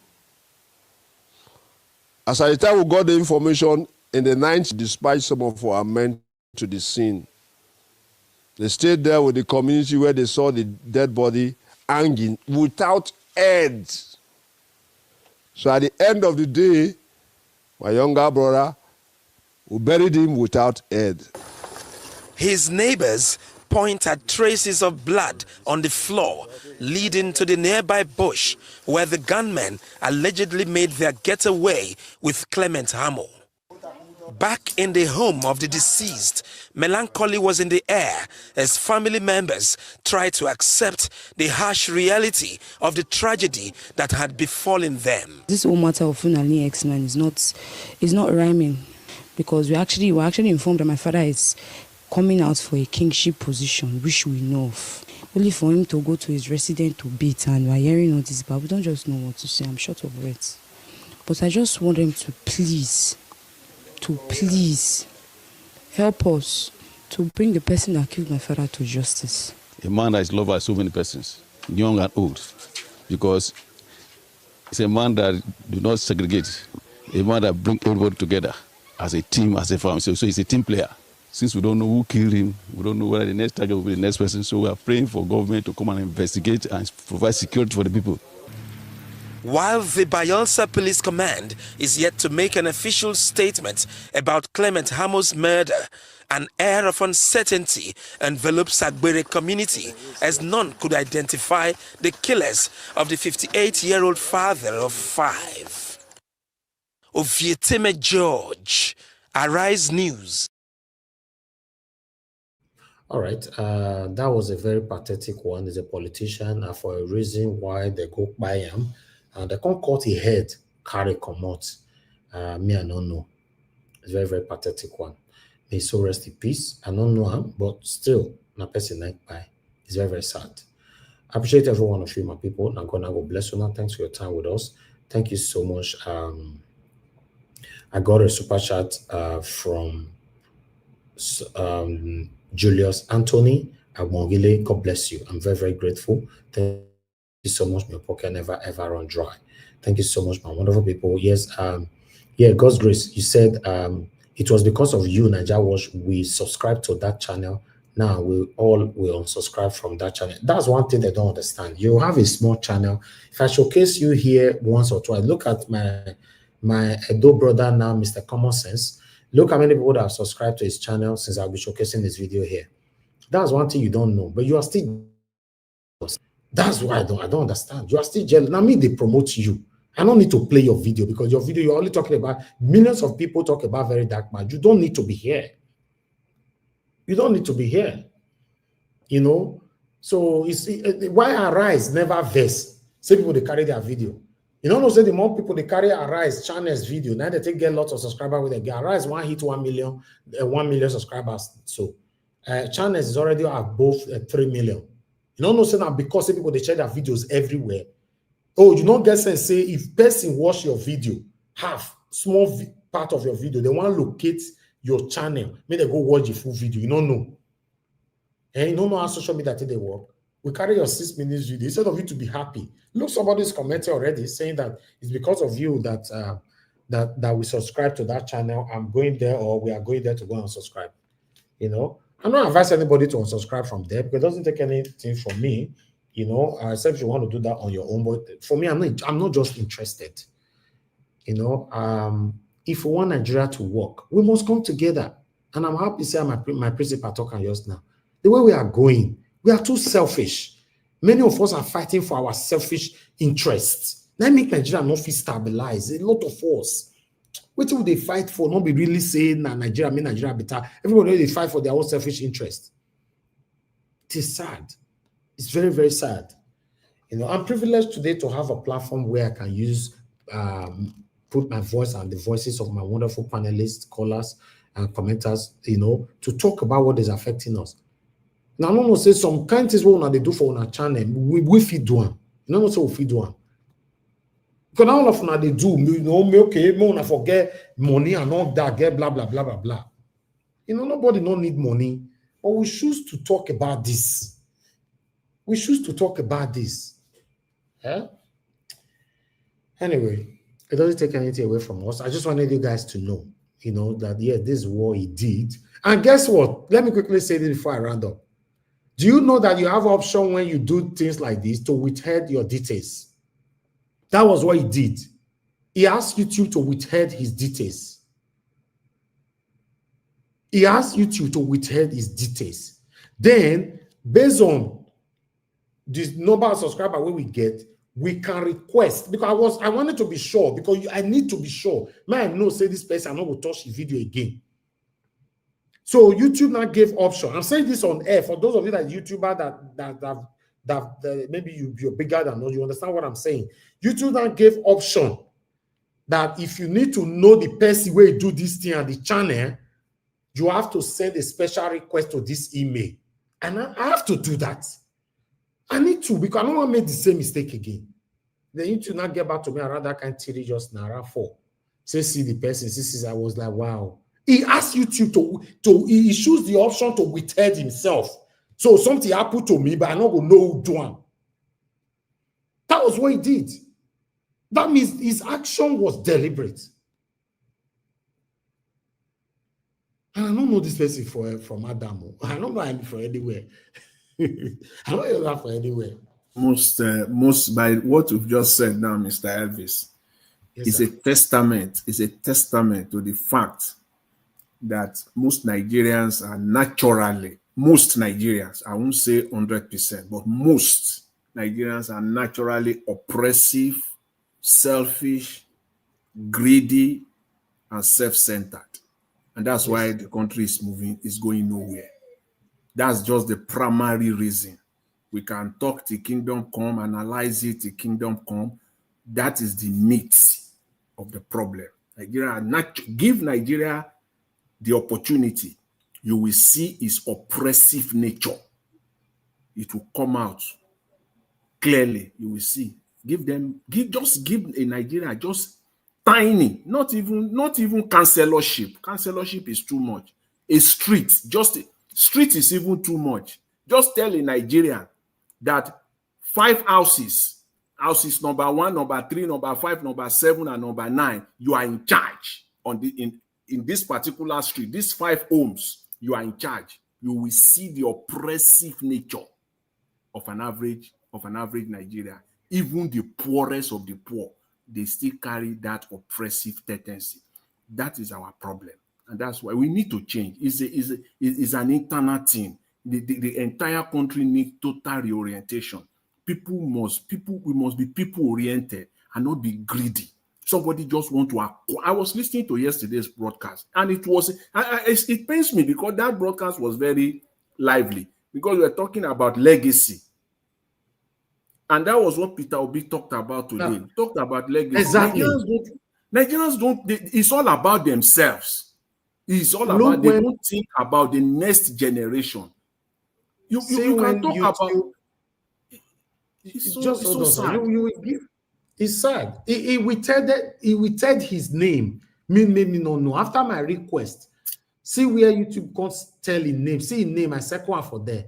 See for done. As I want to give you another opportunity, but he was the one that sent the copyright before blah blah blah. You can see it right there. That's his name. YouTube. I have to cover some details there for security reasons. That's him. But from the primary work, he cover his details, his channel, everything. Why must you do that?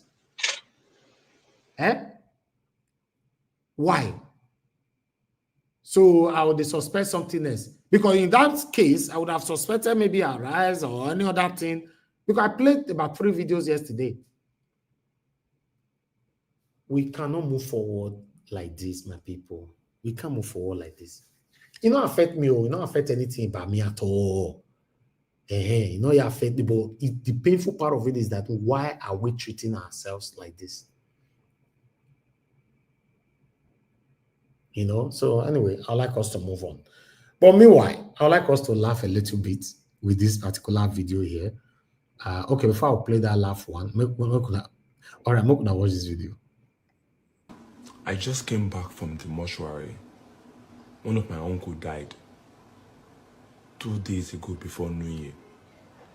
So this early morning, they called me from the mortuary, said I should come. So I went to the mortuary.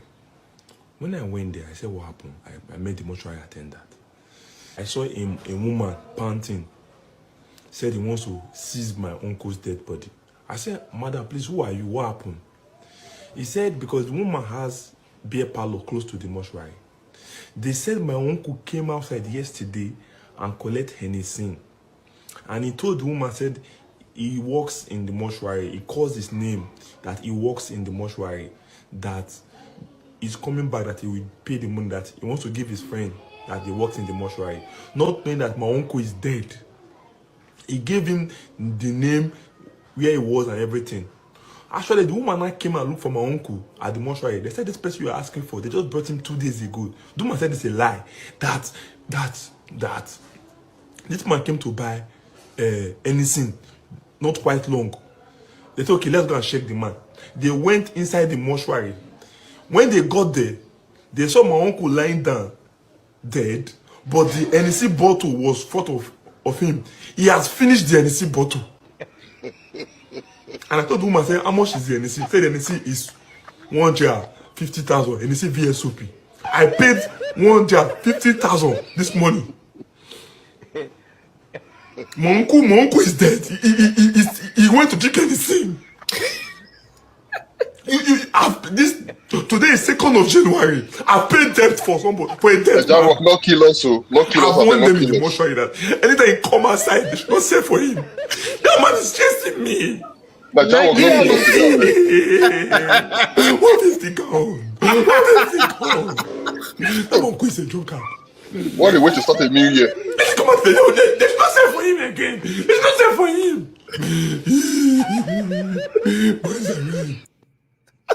This is a joke, eh? This is a joke.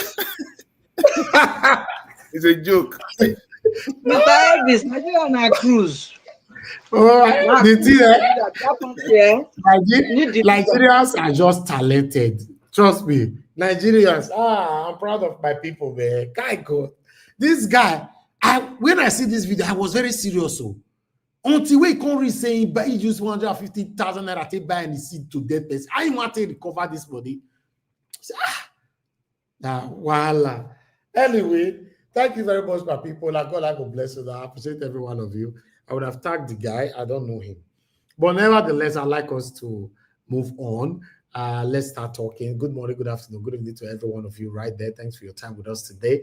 Today is 2nd of January 2025. Yes, the time is already running fast. But meanwhile, let's listen to what this Fayose brother Isaac have to say. Yoruba adage, ẹni tí Ṣàngó bá tójú ẹ̀ wọlẹ̀, kò kí ń bá wọn kí ọba kò so. Everybody this Christmas, my friends have been calling me from the east. Everybody is enjoying Yafun. You can see this last festive period, Christmas and New Year. No bad news, no news to cheer for bloggers, no bad news. The only one we had was the stampede and but security-wise, no bombing, no kidnapping, even though they try few pockets, there is no crime-free country. But in total, Nigeria is now safe. Our country is safe. You that you are abroad, that you are listening to this, watching this video, I can tell you, security situation in Nigeria has improved drastically. Even light, drastically. I'm not supporting anybody. I'm not for anybody. I'm for everybody. I'm for nobody. So, if people are used to bad news, when they see good news, they don't even know good news can pass them by. Don't let this one pass you by. Our security situation is now good. Thanks to DSS, SSS, police, army, civil defense, everybody.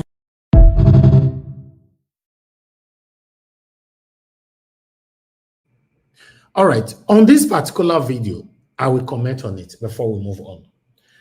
Fayose brother, wait till you talk, Mr. Isaac, now 100% truth. For example, now for the past 4 days now, although they seize our light, if they seize your light, they just take them for Lagos here or for Ireland before they change them again. Fayose brother and Abuja, it did. That means their light still good for that side. But now Lagos Island midday. So if they seize for the past 5 days now, no, let's say for the past 1 week, if they seize our lights within 2 minutes, when my security man put on the solar, then I see they come home, even come off for where solar day, they don't bring light come back again. So literally for the past 1 week plus, you know, we they get more than 23 hours light every day. As I talk to you now, light they use. If you're not good, now not so they talk. Yes, now light they use. Light, like this particular way they so. This one don't date since yesterday morning till right now. They ever blink out. Be careful what you wish for. As you are talking now, they might just take it. So I beg, may they not take a beg. Would they try to talk with him good when we see? You know, so for light, yes. Mr. Elvis, sorry. Really, you are not far away from the reality that is on ground. Because I have spoken to people too. Some people that didn't have light for 3 months, you know, on a go. 3 months, no light. They are saying now that they have light, but only that they are still taking it sometimes 5 hours, 6 hours, they bring it. You understand? So there's light at the end of the tunnel. Yes. For where midday for year, they are giving us about 23 hours plus per day, if not 24. I know you want to say 24. Let's say, but since yesterday now 24 hours light I get, they never blink them at all. Then for the security, I talked on here last week. See, the way everywhere take tight, there is no single complaint. Although complaint the UK, oh, don't get me wrong, it's the America, but the way they take work for that insecurity, me I don't know how they take work and be like waiting that they do for underground when people don't see, anybody not see. You understand? Everywhere, nowhere you go see report any insecurity at the moment. I don't know about tomorrow, but at the moment, make I give the government credit. Light is permanent. Then the insecurity have dropped drastically. Yes, I know say I play video just now.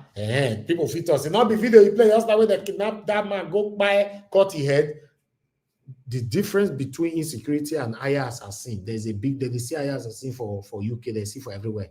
That's the way it mean you, where they find you, they go. Yes. But as it be, and so they talk for my platform. How you want to talk now your own. I just say make I bring that one in quickly. But I'd like to take this article.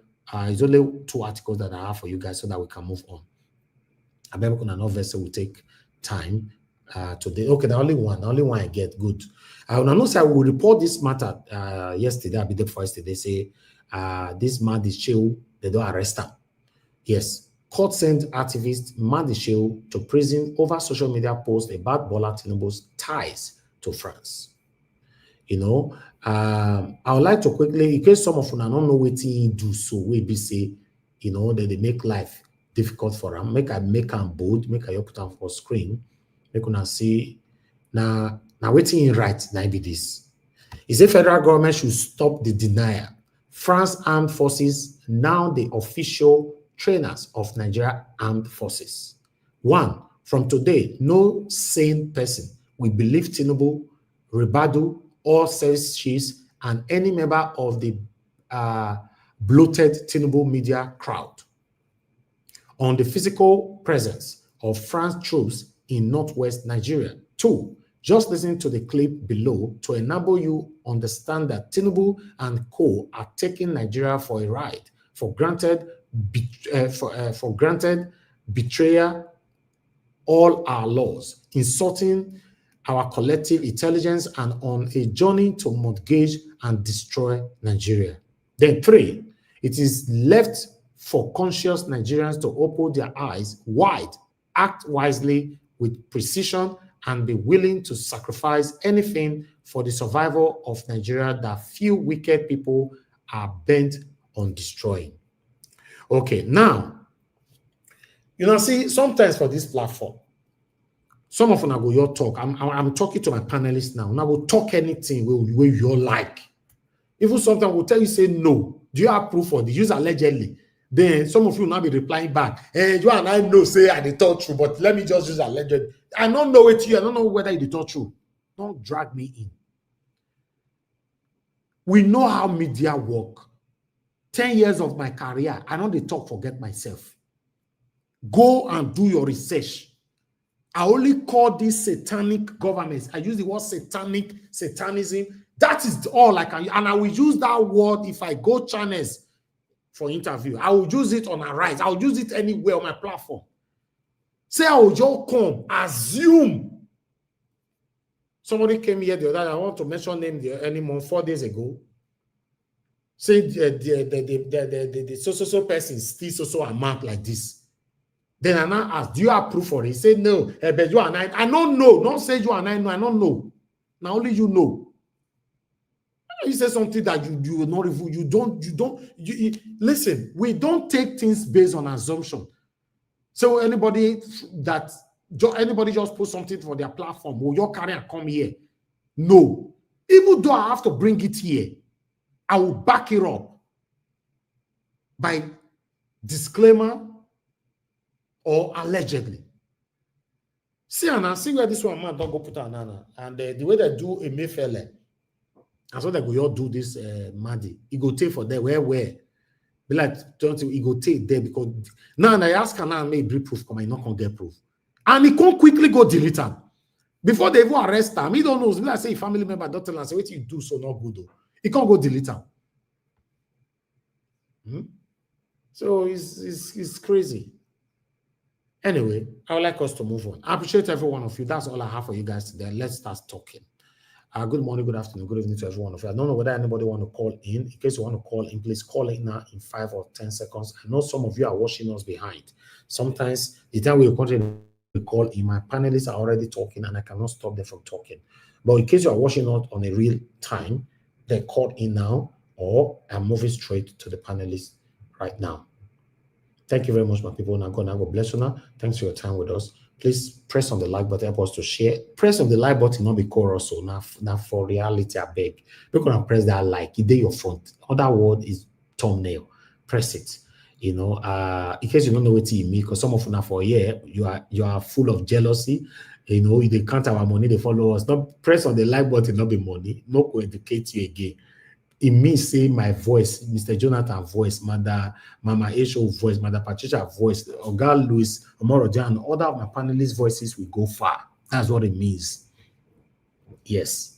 You know, if we ask, say, okay, press on the dollar sign, people will say, okay, we ask for more. Now, YouTube put on for that. In case you're not aware, YouTube cannot make money without us. You are shocked, right? YouTube can't make money at all without us. Any money we want to give us for a year, YouTube, they collected 30%. Let's assume 20 people give me money today. Now, YouTube collected 30% from all the money. Do you know how many channels is on YouTube? Let's say out of all the channels, let's say, for example, you know, how many channels is on YouTube? Let me see if I can quickly get a rough figure. 1 minute, how many channels on YouTube? Let me see if I can get a rough figure quickly. Okay, 114 million. 114 million channels. Now the YouTube. Okay, let's assume, say, 14 million where they're up. So now channels where they use, they watch people. They are not creators. Let's assume 14 million. And they watch. Even say, more take 50 million from that 114. Say 50 million are all monetized and they are making money. Right? And YouTube are collecting 30% from everybody.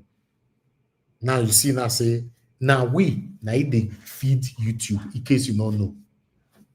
The same thing with Facebook. The same thing with Instagram. Oh, you say now only here I demonetize. I'm monetized with more than 8 channels on YouTube. I'm monetized on Instagram. I'm monetized on Facebook. I'm monetized on TikTok. All right? So you should know I'm supposed to be monetized on X. You get what happen, you know, they remove them and passing through some penalization, which will expire very soon. So all these people make money from your head. So you way they carry pen and paper, they calculate your head. They know they get sense. Now they put the sign for there.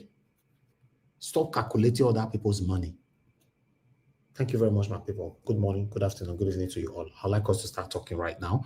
Let me start with Mama Esho. Mama Esho is the first person joining us today. Mama Esho. About the next person, please. Okay, wonderful. Thanks. Thank you, ma'am. Let me go to Madam Pachishata Bojimi. Good evening to you, ma'am. Please talk to us. 8 minutes, please. Work with your time. Thank you, ma'am. Okay, Madam Patricia, you're not there because we can't hear you. Should we come back I'm to here. you? Oh, I'm here. Good evening. Okay, please talk to us, ma'am. Good evening. Yes, You have yes. 8 minutes. Talk to us. I think some of my age I be there before me. No. She don't talk just now. She says she's busy. That I should come to you. Okay, I I'm think not you here. Sorry. I feel like I did do all Thank you, that ma'am. thing. Talk to us. 8 minutes. Your 8 minutes don't start. You don't It just say does 4 minutes for not be big deal. I thank God. I try to even turn off my phone. Make it not ring. I no come know where it is safe. I bet we make I turn off. Okay. I will turn off because they enter the broadcast. Anyway, good evening again, Mr. Elvis. Thank you so much for all you do. Mommy Diaspora, thank you. You know, love not the two shouts. I beg. You know, yes, I love you. It's still nice to hear it. I love you, your tenacity, your dedication to this channel is just, yeah, inspiring and also is something emulative, something that we that are elderly, should emulate to really follow through with our children. Very, very contagious. Your love and the way you are managing the whole thing. I give you kudos for that. The commentators, panelists, thank you. Mr. Jonathan, good evening and Happy New Year to you. Yes, and give us a mandate. I think you were here yesterday. Yes. So, and of course, the people on the comment section, good evening to everyone. Please hit on the like and share button. Very important. The dollar sign, not a bite, more na press on. Okay. The laborer is worthy of his wages. Remember that. Thank you so much in advance. Let's go with the Mr. Obi broadcast.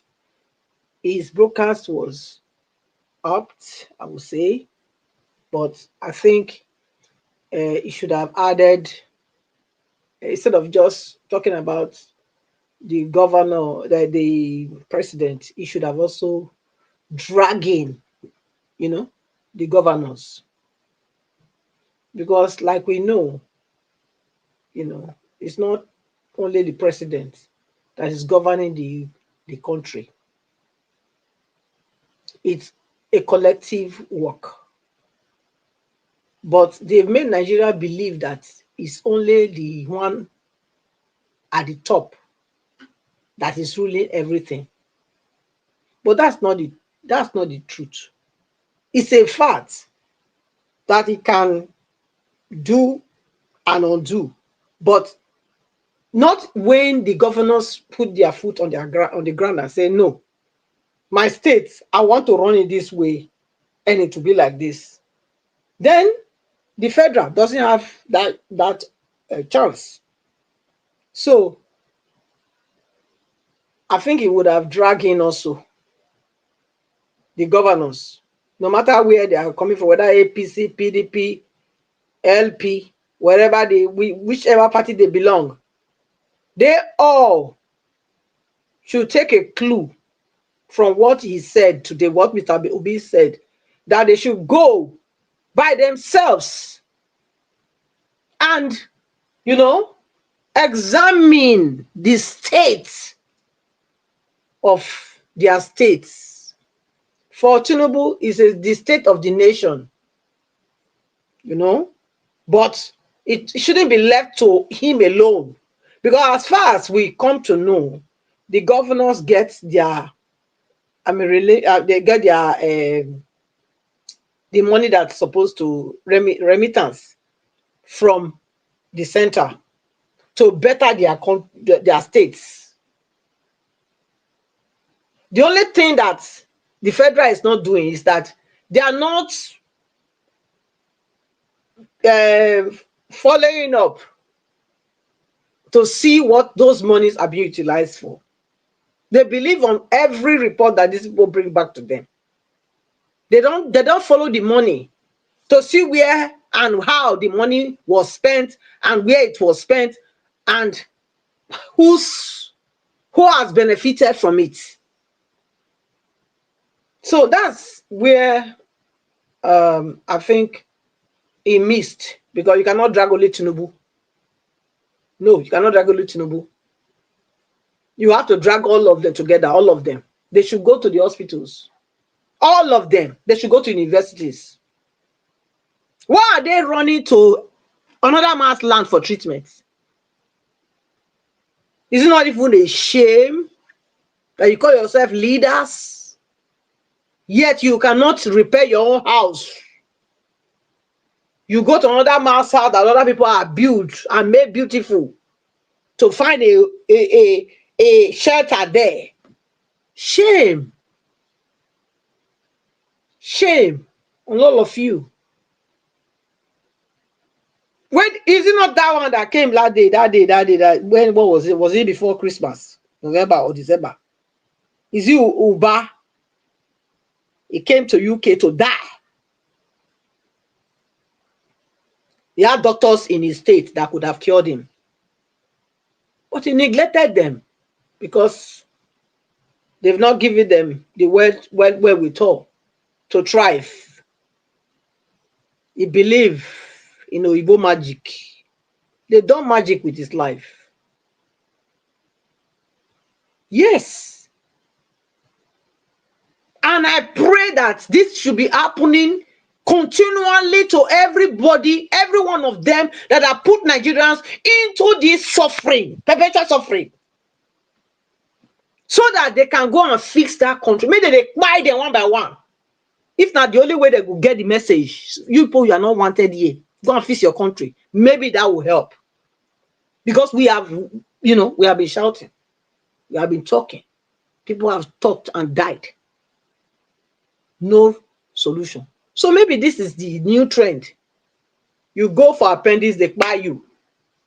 Then you know that home is always better than away. Nowhere is better than home, no matter how. Have you ever heard that the Queen of or the King of England now has gone to another state or another country in Europe to go and take treatment? Have you heard that American president has gone to any other place to go and take treatment? Or even the Indian, the Chinese. Name it. Have you heard they have gone to other place to take treatment? Yeah, the best doctors in the world as we speak, they are Nigerians. The best scientists as we speak, they are Nigerians. In every aspect of human development, a Nigerian champions that cause of this, what do you call, trailblazer there. But you people, you decide that you will not let us be. So that's where I would drag in. And they're talking about tax as well. Tax. They're not supposed to pay tax. Yes, they're not supposed to pay tax at all. 1 minute. Mr. Ives, I'll drag you in. you and I think, I don't know whether you and Chris, brother Chris. Last time you were talking about council tax in the UK. I couldn't join that day because, like I said, I wasn't home. And I was not opportune to be able to join the platform because, I wasn't home. So, you were talking about council tax. I want to let you know that council tax is a fraud. In Europe, in European countries, thank God I've been opportune to stay different places in Europe as a result of I beg, you speak the talk this thing, Madam Patricia, I beg. You speak the talk, I beg. We'll not talk something later, call it suffer. Okay. I said for this Obodo Ibo, for those people where you colonize also, that very place now where you did. Now only they collect this thing. What would they talk about so? Where we say pikin go come there for house, go grow. Now when they 18 years, suddenly una be 3 for house before. Now you buy house, you, your wife, and your pikin. When your pikin cross 18 years, go start to pay that thing. For the same house where you say don't pay. I did tell you. So they know they do it for Europe. They know they do it for Europe. Yeah, we know they do it. So that's it. And I don't pray me they bring a call Nigeria because they are copying this evil thing. Like saying that one I be the best system. They are best system. Let them look into other places and take the best. Thank you. Thank you. Thank you. Thank you very much. Thanks for your submission. God bless you, man. Okay. I would like us to move on to Mr. Jonathan. Thank you very much, sir, for your time with us. Good evening to you. You have 8 minutes. I beg talk to us, sir. Yeah, Mr. Elvis, thank you. Thank you very much. I greet you. God bless you. Happy New Year once again.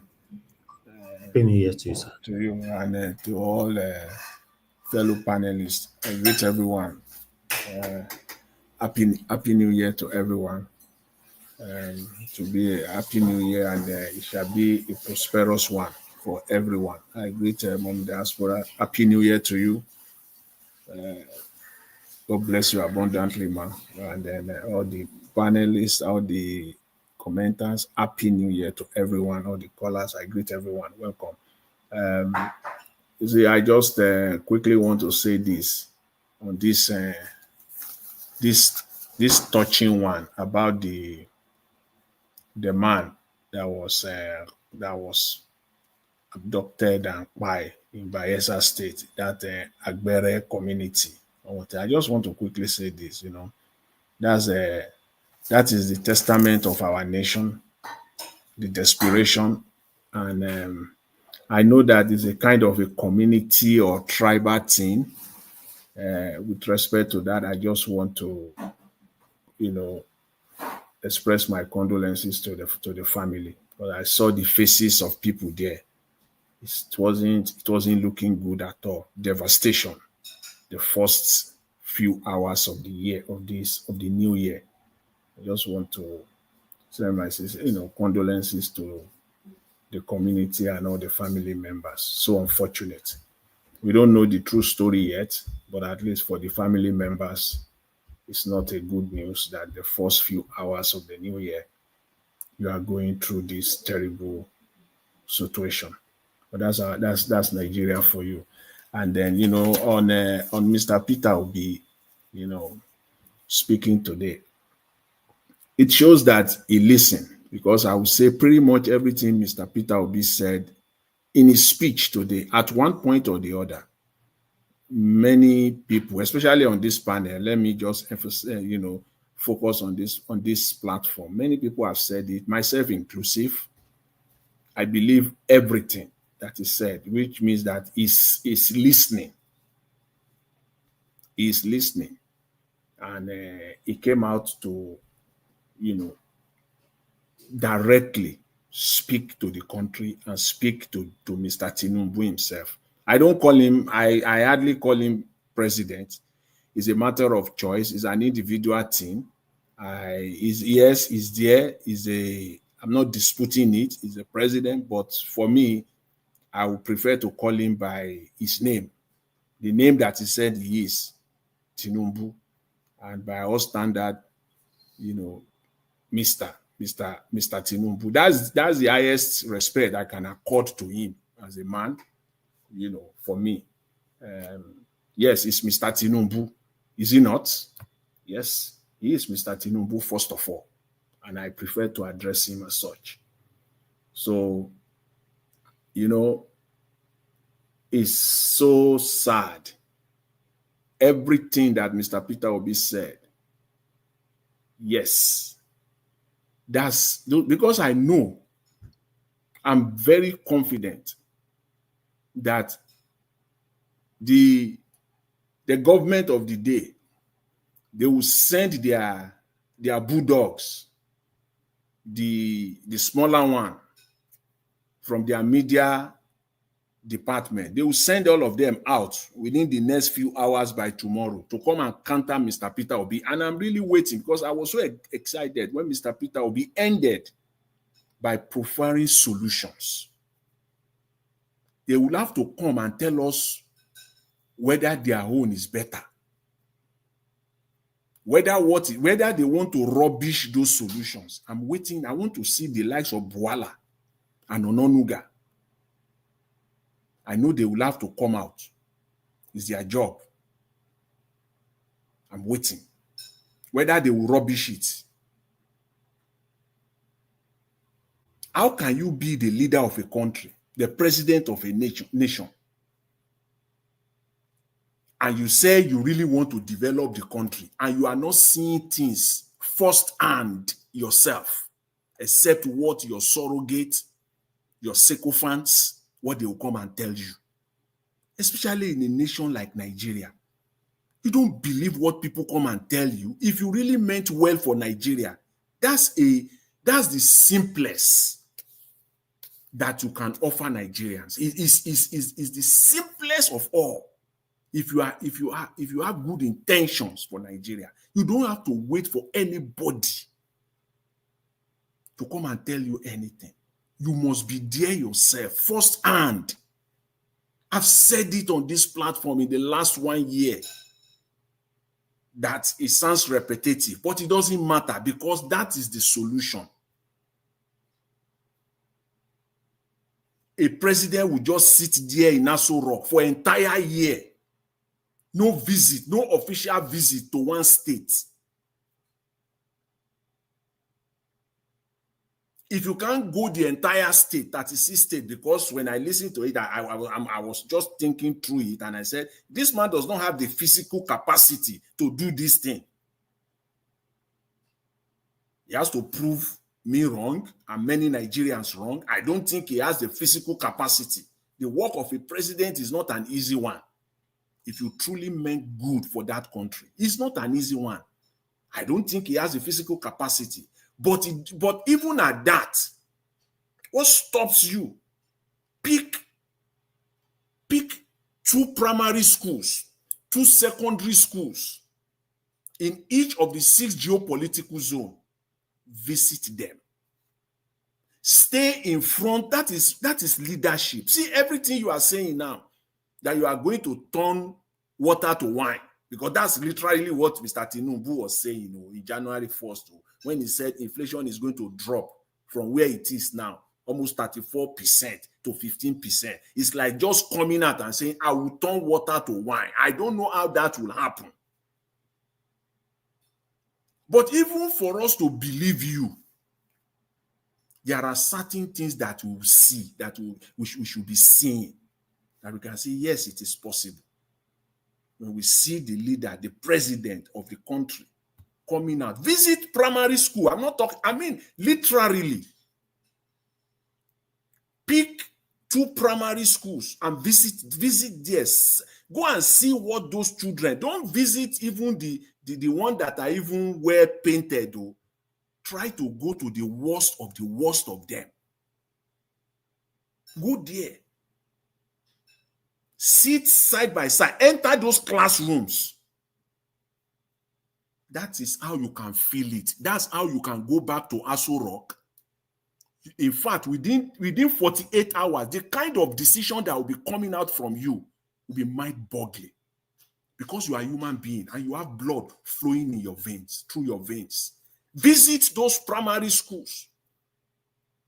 2 in the southwest, 2 in the south-south, 2 in the northeast, northwest, and the southeast. Visit them. Pick 2 secondary schools at different times. That's your job.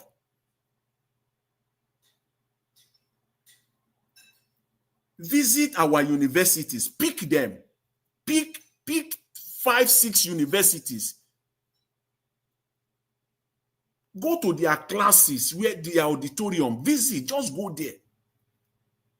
Visit our hospitals. See where women. Visit the pediatric section of our hospitals, where children are being taken care of. Visit those pediatric sections. whether you will go back to Aso Rock and you will not have empathy. Your policy will be different. There is no way. Not what some people, you will send some people there, they will also hire consultants. No. This is how we can grow. This is what we need in Nigeria. And then the idea, let me just end with this, Mr. Elvis. I'm so sad when you hear the likes of Arise News saying that Mr. Tinubu is the man of the year. So sickening. We don't have opposition. Not so. We don't have media. It is like Newsweek. You know the magazine called Newsweek. It is like the magazine called The Economics. You know the magazine called The Economics, the Financial Times. It is like this juggernaut of the media coming out and naming Ayatollah as the man of the year. They even dare not to make Netanyahu of Israel man of the year. Are you telling me Netanyahu of Israel is not resilient, is not focused, is not determined to achieve what is to achieve in Gaza? They won't even. These are all, Mr. Elvis, I'll leave it there. This is psychophancy. This is talk of psychophancy. This is it. If you want a redefinition of psychophancy, this is it. Don't let one professor killer come and be romancing and be a deceptive set of people. Thank you. Mr. Elvis, I'll leave it. Thank you very much. Thank you, Mr. Jonathan, for your submission. To be honest, I would like to quickly add to the last statement from you. I was shocked as well, seeing Arise TV give it Tinubu the man of the year. I was like, how? How is Tinubu the man of the year? I don't know the criteria they use. Maybe they should come and tell us the criteria methodology that they applied. I don't understand. That is the height of hypocrisy. They say the criteria is not about best performance. They say the criteria is about best resilience and strong head. That is misinterpretation. Resilience of what? Anyways. Resilience of what? Resilience now, you know, what they can fling off every within the dollar. Okay, for ringing the election, right? Resilience for ringing himself to become a president. You know that now. Anybody feed anything. All the money nonsense they make for nonsense, they feed do anything. Let me they give up. They're not saying Madam Patricia, even Tinubu know that these people are hypocrites. He knows. How can you give him the man of the year of what? Yeah, they said they are not saying. They said it that they break it. That they said they are not. They don't mean that is the best of the man of the year at all. Tinubu know that they are hypocrites. It's courageous. They say it's courageous. And courageous really, of what? It's courageous now. All the things that other people never feel do. Now they do one. No, Madam Patricia, the truth has to be said. Their word was deceptive. If they want to, if you say somebody is man of the year, it encompasses everything. If you want to give him the award for the most courageous Nigerian president of the year or the most courageous leader within the West African sub-region, you have to be specific. You know, they tell you, so it's not me. I'm not with their spokesman. I don't tell you what they say. Make them give them. So go there. They are so they are deceptive. Madam Patricia, the station is deceptive. 2024, with the excruciating pains that Nigerians have been experiencing, in fact, since 2023, 2024 till date, then Arise have the guts to give Tinubu man of the year. How? They define their man of the year now. They said they are not saying the best combination of the list at all. Please. Okay. Let's move on. I have somebody on the phone. Please, hold on. Thank you very much, Madam Rita, for calling in. Please talk to us. Good evening to you. Hello, good evening, Mr. Elvis. Good afternoon here. I called because I want to still refer back to the young man who wanted to take down this channel. That's why I'm calling. Okay. I'm sorry, I cannot let it go. There are certain things that need to be spoken. There are certain things that need to be called out. Yes, called out. Now, whoever he is, I know he's watching. And that also includes any other potential myopic person who thinks that they can pull Nigeria Watch down. You are wrong. If you want to learn, you can get teachings for us here pro bono. What you did, Mr. Man, I really don't want to mention his name. I can't even mention his name because it's not important to me right now. But what you did was very, very wrong. Was very, very wrong. The sky is big for everyone. It's big. And for Mr. Elvis, a very generous and benevolent man, to even put your video out there, you should be happy because this is a big channel. And it's kind of indirectly promoting you. Many people didn't even watch Arise TV. A lot of people were not interested in Arise TV. I, for one, wasn't interested in Arise TV. It's Mr. Elvis' channel that made me subscribe to Arise TV, and I watch them religiously sometimes. So when you see people who are just myopic in their thinking, I don't know who advises people. People are listening. This generation is lacking mentorship. A lot of men and women are lacking it. And what really disappointed me, like you have to take down yesterday's video. That's the New Year's Day 2025. And I want to repeat what I said because I know I called. I couldn't join, but I had to call.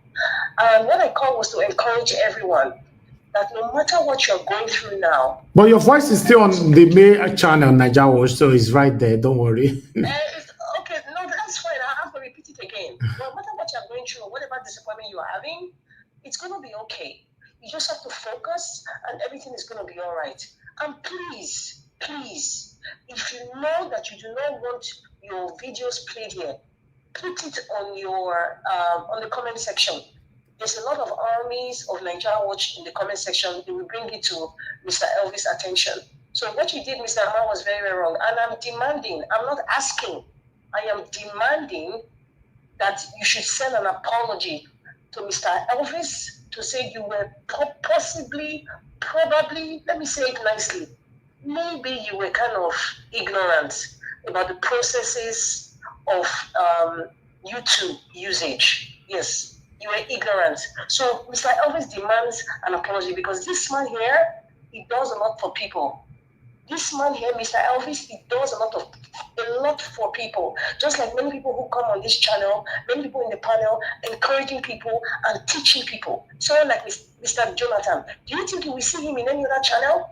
So you wanted to now truncate what Mr. Jonathan teaches us about finance on this channel. So that is why I'm saying, I'm sorry, I'm not begging, I'm demanding that you send an email or you make a comment. I am the one, I apologize, I was ignorant about what I did. Thank you very much, Mr. Elvis. Thank you very much, Mother Rita. God bless you. Thank you. Mommy, I still love you, Mommy. Bye-bye. All right, thank you very much. God bless every one of you right there. I'd like us to move on right now. God bless you all. Okay, let me call on the next person because Mr. ACBD, you're on the backstage. For me to bring you in before the next panelist start talking, please turn on your camera to be sure saying that you did it. Mr. CBD, I cannot continue to be calling you. You like me doing this all the time. You're supposed to do it since, but you're on the backstage. And this is the last time I'll call you, sir. Happy New Year to you if you're listening to me. But let me call on the next person to speak to us, Mr. Louis Amorodion. Good evening to you, sir. Thanks for joining us today. Happy New Year to you once again. Talk to us, sir. 8 minutes. Happy New Year to everyone. Happy New Year to you, Mr. Elvis, and your family. Happy New Year to every panelist and everyone watching from anywhere you are all over the world. I'm going to start from the place of the gentleman that reported you to YouTube. There's this thing in Nigeria. If you look at what Rufa was saying, he always say on Arise Television, he keeps saying Nigerians are not ready. One thing I've noticed about Nigerians, when Nigerians can't comprehend something, they don't always try to want to calm down to understand this, whatever it is that is being submitted. Nigerians, they don't want to think outside the box. When someone challenge them and they easily feel threatened, many of them not all. Now the next thing that comes in is they put on the armor of attack. They put on the destructive armor of let's break it down.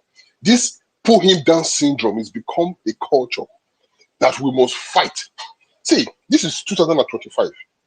If we're going to actually demand for accountability this year, we have to start from ourselves. How do we treat ourselves? This mentality of, I've said it to so many people. I said, in this world, the success, the work that God has placed on planet Earth is like an ocean. Even if everyone here today were to have a YouTube channel, everybody will see grow their audience. Everybody will see grow their own subscribers. You don't need to put anybody down to do that. You don't need to do that. You don't need to report any channel to achieve that.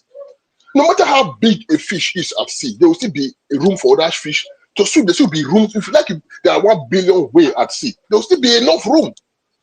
So people should understand this any little feeling when someone is rising, there's this bitterness, we want to bring it down. And this is the reason why years ago in the UK, I went to a gathering in the UK. Someone said there's a reason why the political class in Nigeria will never allow anybody from Obo background rather, to become a governor or whatever. Say because they've tested many and they failed. Say the problem is most of the poor people, when they get power, the first thing they want to do is to first of all fight their opponents. Say they have so much bitterness in them. When they get to power, they don't think about service. They don't think about serving the people. The first thing they want to do is accumulate wealth and also fight all their enemies. You see, that's the reason why you see they're going to keep recycling power around the elite, the children and the descendants of the elite. Because those ones they've tested wealth. They went to best schools in the UK, they went to best schools in the US or whatever. So to them, it's not okay intoxicating for them to say, I have $1 million in my account, or just because they've been in that corridor. And you see, that is a problem. That's why you see these people today, they will make sure they keep recycling around within themselves. And that is bad. Why? Because they are watching the general population, they see the way the youth are attacking each other. And they're asking themselves, are these youth ready? Are these ones the people who want to handle one Nigeria to? They are shouting, we want Nigeria, we want a good leadership, we want this. Are they truly ready? So people should be very careful. The gentleman, if you are hearing me, there's no point putting on the armor, a destructive armor of pull him down. There's no need, there's nothing you will achieve. There is nothing. If you know how much you will benefit, Matthew Taki said, he said, I've decided to hold on to love because hate is too much of a burden to carry. So let's learn to grow this mentality of yes, everybody, there's so much you can achieve by working together. There's so much you can achieve by coming together with one voice. And that is what the politicians are scared, that we all have one voice. And SARS was a wake-up call for them. They saw like, wow, Nigerians are beginning to wake up. Let's divide them more. And that is what they are doing right now.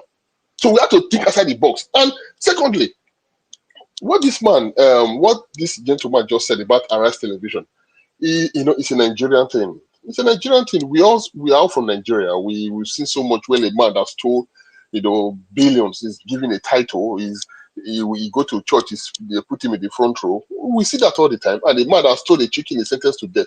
That's the country we are from. So when Tinubu is made man of the year, it's a Nigerian thing. If people like Rufa Hosseini were within were actually in the decision making of Arise Television, that will not happen. If you follow Arise Television carefully, you see when Rufa Hosseini speaks, and when the other gentleman, I don't want to mention his name, who is also there, speaks. In most cases, that gentleman always counter Rufa, because even though he's there, he is part of them. So you understand. You understand that Rufa is a young man that with so much vibrancy in him, and he's a young man that actually want to see change happen. But Nigeria as a state today is not ready for people like that. They are not ready. Because the general population who will come out to say, oh, we want good leadership. When someone actually come out to say, I want to pilot this movement, you begin to see the Nigerian people will step back. That's the problem. We are so good in shouting, we are not actually ready to enforce what we are saying. So regarding the president, if Nigeria, like the gentleman also said, Nigeria, if Tinubu really wants to see Nigeria work, Tinubu should begin to visit states in Nigeria to see how the people are living, to see different, see, Nigeria is so big. The developed part of Nigeria is just like 20% of the Nigerian land mass. If you see the rural part of Nigeria, that's where the most population of Nigerian people lives. Go and see some communities, not single hospitals. Some communities, nothing. I saw a video where the woman was giving birth. They had to hold a candle. You see the way she was sweating in the dilapidated, in the so dirty, clinic. They had to hold a candle where she was pushing. And that is the state of Nigeria today. So where are the local government chairman? Today they've been given autonomy. They've been given autonomy. and the governors. So we have to actually see dividends get to grassroots, to see good governance get to the grassroots of the people. Everybody who are elected must be accountable. The president, the governor, local government chairman in each areas. We go, there are local government chairman in each areas. What are they doing? We have to start holding them account for their actions. We have to begin to call them to order. Because if not, if everybody keep focusing on Abuja, the president, every month, these people go to take allocations. Every month, they rush to Abuja, they take security votes, they take all this. What are they doing with it? You know, these are things we have to begin to put in place. At the moment, we know that Peter Obi did not win the election, which we all supported. But we have a president, I'll call him a president because he has been declared by INEC and he has been inaugurated. Even though whichever way he got he got into the office, I don't want to talk about that now, we all know. But now he's the president, so I will address him as Mr. President. So we have to begin to call these people to order, let them understand that you were elected to serve. You were not elected to rule. You are not a traditional ruler. We don't have to bow to you. We have to hold you account because you are a civil servant. You are elected to serve the people. So that's your responsibility. You are not a god. I don't need to be a senator and go and kneel before a president in the House of Rome. That is part of this coward mentality and stupidity that is still parading in our political space. So we have to understand these people and know how to address them. Finally, see, the Nigerians, I'll say something. Years ago, when COVID-19 struck, so there was a complete lockdown. So when I came to Canada from London, I visited Canada from London. I was just here 2 weeks when there was a lockdown. So I was unable to go back. So I said, okay, there was no shop. People were all rushing to do one shopping or another. So I looked at it. Many people were inside their houses. They were unable to go out to buy stuff. And I looked at it. The e-commerce in Canada is so, we have Instacart and a few others. They're not really doing much. What did I do? I brought up a mechanism where I will take order from people, go to shops and buy it and deliver to them. That gave me an idea. So if I set up an e-commerce company, I think I'll do much with that. So I started going there. I found out that most African shops don't have websites where people buy. You have to drive there to buy something and then take it to your house yourself. When if you were going to, like we have in Canada, like in UK, we have Tesco's, we have Sainsbury's, we have Asda, we have Waitrose. Yeah, we have Superstore. Superstore and some other big shops here. And those shops, they have Instacart. So I started going down to the African shops. So I set up a website. I was going down to the African shop. I said, okay, you people come, put your order on my site so customers can place an order. And we have people who we also, I will then bring up a mechanism like the Uber drivers, who we also have these items delivered to them. My brother, when I brought that up, the people that fought me were Nigerians. You don't have a website to sell. Someone is trying to also help you so you meet larger audience. The people who supported me were the Indians. The Indians. That's one thing about Nigeria, like I earlier stated. When Nigerian man, when you start something that kind of that is far beyond their reasoning, and they see how much they're not even thinking of how much you also profit them. Just because you initiated it, they want to bring it down. And that's why we don't grow. So finalizing, we have to begin to think like the Indians and the Chinese if we actually want to build a community. Thank you. All right, thank you very much, Mr. Louis Omoro John. God bless you, sir, for that, how you started your submission. I appreciate you. Now God will bless you. Same way you fight for me, same way God will put men in place to fight for you. The mighty name of Lord Jesus Christ. I appreciate you, sir. Thank you very much. I would like us all to move on, my people. Thank you, everyone right there. The next person that needs to speak to us right now is Oga Chris. Oga Chris, it's good to have you on the show. Good evening to you, my brother. Beg, if you're not ready, need to talk to us. Once you are done, you go manage Oga CM, and when the CBD is ready, I'll bring him in. He's still on the backstage. Then you go manage Oga CM and then Mama Esho when Mama Esho is also ready. If not, every other person's on the platform will do for 4 minutes, then we round up. Thank you, Oga Chris. Good evening to you, sir. Yeah, Mr. Anjao, thank you so much. Good evening to you and everybody on the panel.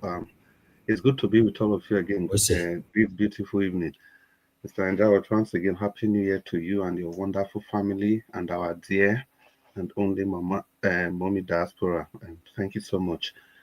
Well, because of the videos that you presented, I was able to look through some of them. And the one that really struck me was when we were talking about the young man that tried to bring down your station and a lot of people have commented and they've spoken thoroughly to that event.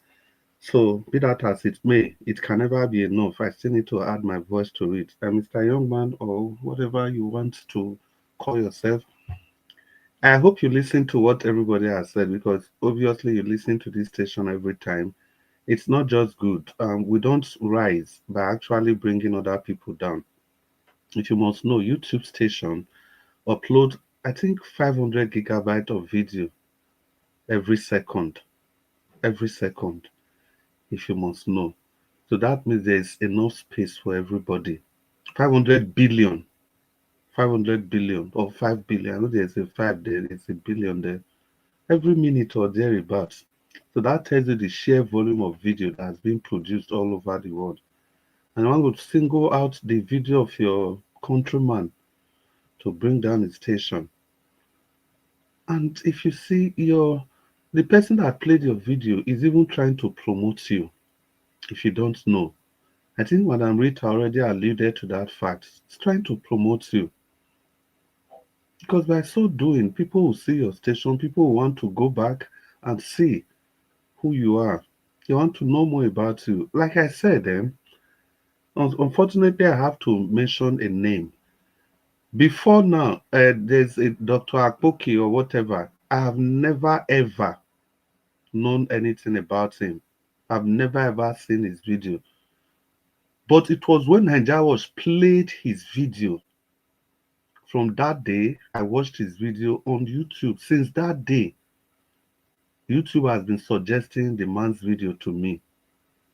Just because Nigeria was played his video here, that's how I became familiar with the video of that man through YouTube algorithm.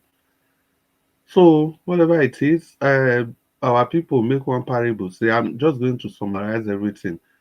That if you blind your eyes because you don't want to see your enemies, you never have the sight. You lose your eyes. You can't see your friends. You can't see your well-wishers.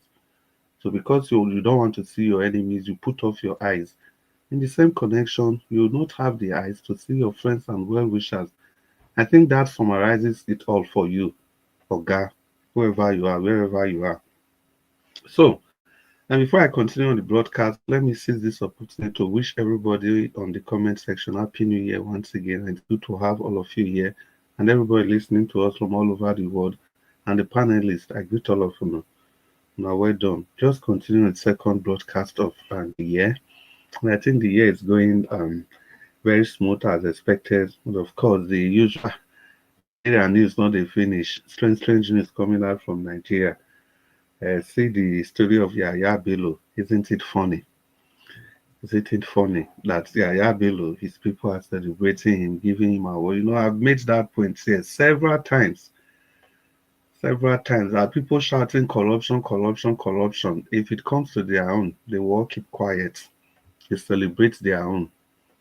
Everybody wants to use another man's corruption to show that Nigeria is corrupt or people are fighting corruption. They are fighting corruption. That is how it is. And we don't really have to blame only Yaya Bello, the former Accountant General of the Federation.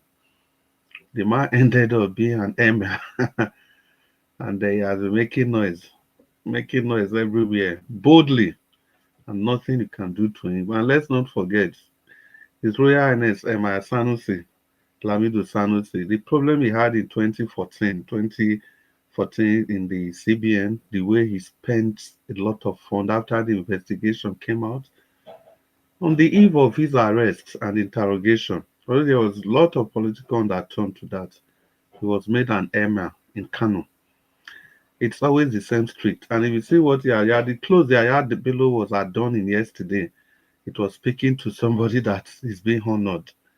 Because it's a case of my thief is better than your thief. It's a case of Robin Hood. That is how they see it.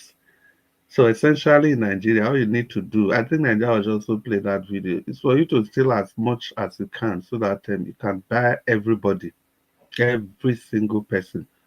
That if you steal a little, you are not able to buy the press, you are not able to buy the security apparatus, you are not able to buy the people. But if you steal so much, you have enough to throw around and people will celebrate you. And sadly, that is how we are wired as a people. Not just about the Aya bill, it's a reflection of our ethics, our ethos, our societal values. Sorry, Mr. Chris. Our guy Yes, is CBD. We can't see you. Your camera is still black. You turn it on, but it's black. I can't see you. Please let camera everything, let light everything be there. We can't see anything about you, and because of that, I can't bring you in. I can't see you. Go ahead, Oga Chris. Yeah, thank you, sir. So I have been opportune to live in sane societies, where people don't just come up overnight with wealth and then you celebrate. You go to government and you come out as a billionaire. Nobody will celebrate you. Nobody. Nobody. I think it is what our society, the way our society has been fashioned. It's so sad. Societal expectation, even if you go to government and you come back with nothing, you rely only on your salary. It's still the people in the society that will make mockery of you. Will tell you, Sam, that guy was a local government chairman for 8 years, nothing to show for it. That is what they will tag you. That's how they will tag you. I know a local government chairman in something equivalent of that in Ireland. After his tenure, he's now doing Uber. Uber. Uber. That is what his primary business is now. And because of time, I'll just jump to Tinubu, President Tinubu. I mean, Mr. Tinubu. I just see him as the person that's currently in charge of Nigeria. Nothing more than that. So most of the time, depends on my mood. I can call him Tinubu, I can call him Mr. Tinubu, I can call him President of Nigeria. I don't really give a damn because the way he came in was it's heartbreaking anytime I remember. But be that as it may, the things that he's doing must have to be recognized. For me, the tax reform and the piecemeal approach to giving Nigeria back to Nigerians, I quite encourage that. And the boldness, I must have to say that the boldness, the way he's attacking insecurity frontally, I also like that. And for him to be able to speak to the powers that be in the north, I also like that. I have to bring in the north because anytime you see these people, anytime they are unsettled, you know that because they are very calculated when it comes to politics, you know that somebody is doing something to change the status quo. That is the only time they talk. Look at all through Buhari's tenure, they will not say anything. Look at Jonathan's tenure, they were all over the place. Look at Obasanjo's tenure, they were all over the place, trying to cause confusion, destruction. Now, during Obasanjo's tenure, they introduced Sharia as a major game changer to destabilize this government. And now it is another Yoruba man's tenure, Tinubu. They want to start that Sharia thing again in the southwest. They've started it again to use it as a bargaining chip, as they always do. So the point I'm just making, for the fact that Tinubu is able to look at them eyeball to eyeball, his boldness, I think I just like that part of him. I appreciate that part of him. But whether he's doing it for the good of the nation or it's for his personal greed, it's only time that's going to tell all those. But for now, this is what I can see, and this is what I can comment on. And giving him the title of Man of the Year, I think it's not explainable in any way. It's completely shameful. And I'm glad that Rufai, there's a video of Rufai where he was making mockery of Arise TV and even Ruben Abati. I was very happy when I watched that video. So even if we are talking about Arise TV, let's remember that there's somebody like a Rufai there that we should not use all the pens to brush all of them together. Rufai have demonstrated courage. He has stood the test of time. So in summary for me, my position about Tinubu is very clear. For now, what I like about him is that he's able to ruffle that power in the north that wants to maintain the status quo. Look at the number of arrests they are making left, right, and center. Just look at arrests. Look at how they are decimating the so-called insecurity that Tinubu is demystifying everything. But the truth is that whether he's doing it for the good of the nation or for his personal reasons, time will tell. But for now, I like his approach to tax for coming out to say that whoever it is, he will break head you know. So that's how a leader should be. But does that make him the man of the year? No, that can make him the most courageous president of the year. The North is unruffled, so changes are going on.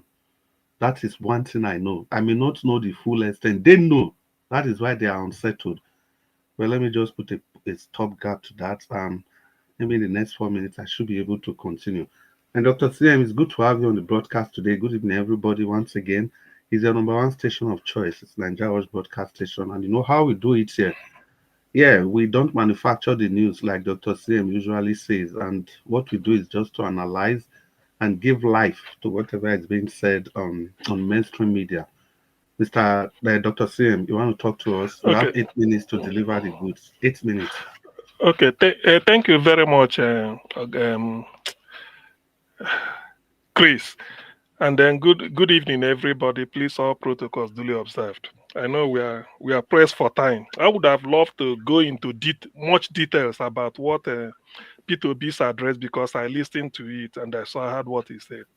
The high point being that, in a nutshell, he provided solutions. You see, what P2B is trying to do is that he's want to invite debate about Nigeria, which is what democracy or pluralism is all about.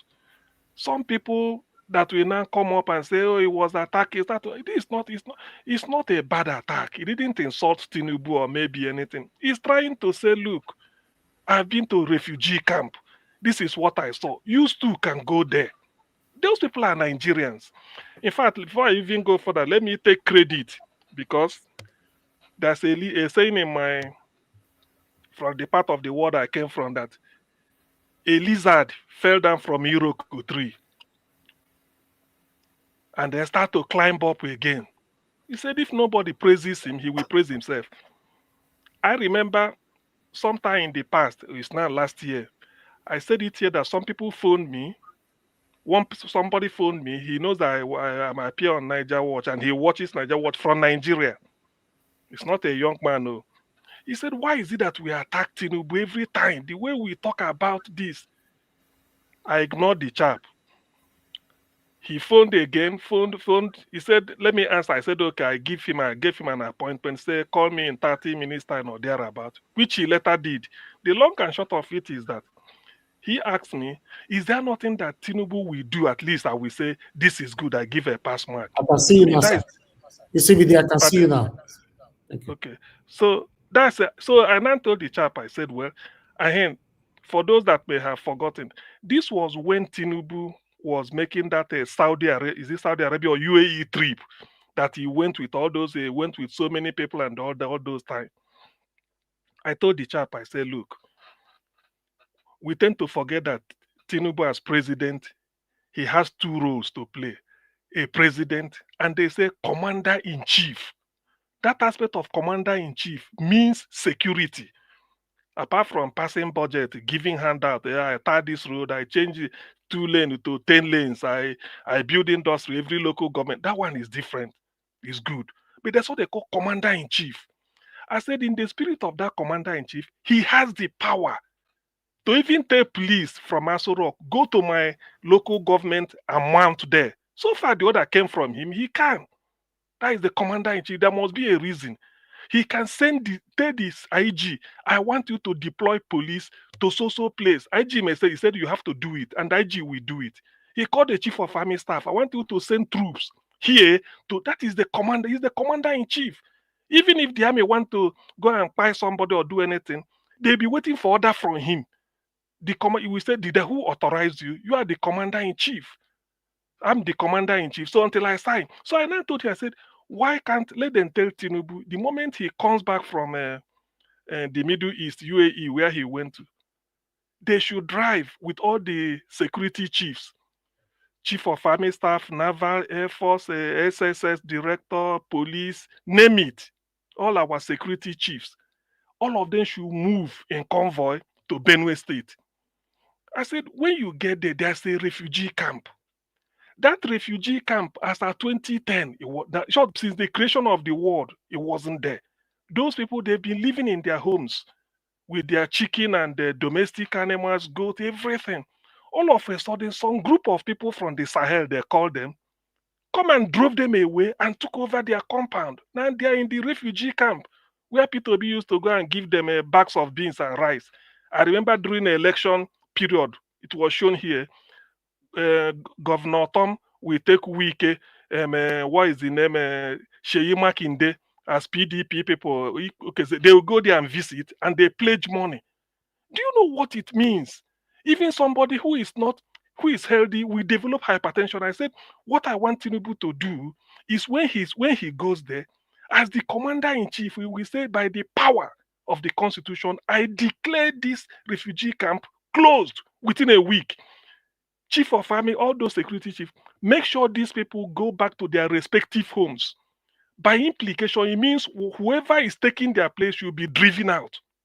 I said, if he does that, because these are human beings, we cannot just leave them there. I said, if he does it in the manner that Abraham Lincoln did his own on 18th November 1863 at the city called Gettysburg in Pennsylvania, United States, said, do it, let it be our emancipation proclamation. I said this type of thing, and that's what P2B is saying in effect today. So they listen to us. I said, in the refugee camp, you have the right. There's no negotiation. You don't need to pass a bill that you say these people, they should get back. It's as simple. But if you ask those people in the refugee camp, do you know your house? They will say, yes, I know my house. After all, those people were they born there? They came out from somewhere. So this is the type of constructive criticisms. What P2B did today, it gladdened my heart. Then the issue of all those things, he said, is it bad to tell Tinubu, if you want to check your BP, just say you can go to Federal Medical Center in Kebi. I mean, what is it? In Breeding Kebi. Go there and see things for yourself. If the way the dirtiness of the environment is good for you, then it's good for Nigerians. If you say it's not good, so that when you come back and people are telling you, say, but I've been there, I've seen it. Go there. Then P2B also suggested, like we all know, to know the nature of our road, take a trip from Benin City to Warri. Travel by road. Travel by road from maybe somewhere to somewhere. He gave example, said that's what I did with Obasanjo. He came to visit me at Oka. We drove from Oka to Onitsha. He saw the road. He quickly, after that, he awarded, he said, make sure that they're tapped, because he saw it. This is the type of leadership we want. So in this case, don't listen to all these your psychophants. Daniel Bola will come and paint it. Or Nopasa, who is looking for job now, you give him something, then Reno Mokri somewhere, brooding. All this type of, he said, we don't need it. So this is a clear case of constructive criticism. So whoever want to defend Tinubu or do whatever, what I want to hear is P2B gave... Dr. Kim, 1 minute, yes, 1 minute. Now, so the 8 minutes there, right? Okay, that's okay. Now, so, now New Year, everything they run now. Okay, it's okay. Okay, I'm part of the platform, so I won't. So that what I'm trying to say is that, so that if you want to engage this presidential address, because I know in the next days and weeks it will occupy public space, I want people to say P2B gave 6 advice or 2 or 3. Number 1, this. The one where you disagree, you tell us why you disagree with it. That is type of debate I want. Let's forget whether somebody is black or green or this. It won't help us. What I want is constructive engagement. And this is how a country grows. P2B said, I've done this during my time. So you are the governor. You are the president. It's not every holiday you go to Lagos. Sometimes you decide to go to Jalingo. You can go there. The whole country is your constituency. Is for you. But in Nigeria, people will now come out and start to pick hole and say, why did they do it? We are giving the leverage. This is the best example. And I want P2B to sustain this type of something. Let me stop here so that I don't take more time. When I come back, I talk on any other thing. Thank you, Chris. Yeah, thank you, Dr. CM. Thank you so much. Mama Echo on camera. I say she's ready to talk. Happy New Year, Mama Echo. Yeah, fire. 8 minutes. Happy New Year to you too. Yeah. Well, greetings to beloved Elvis. Greetings to our sweet mommy diaspora. Greetings to all my sweethearts in the panelists, the audience, the commenter, the listener, and the viewer. Once again, Happy New Year to every one of us. We thank God we are able to see another awesome and beautiful year. We have a country to fix. And Peter will be commending for visiting the people in the IDT camp and sitting there to hold a conference to really make the government of the day understand that sitting in their office will not really make them to judge the situation of the country, because the people reporting to them are definitely not reporting the truth. So, in support of what Peter Obi said, they need to leave the comfort of their office, travel by road, visit all these places. And just like Dr. CM said, I see no reason why some people have to be a refugee in their own country. And they have been there for years. They went in with some children, and they're also giving birth to children right there.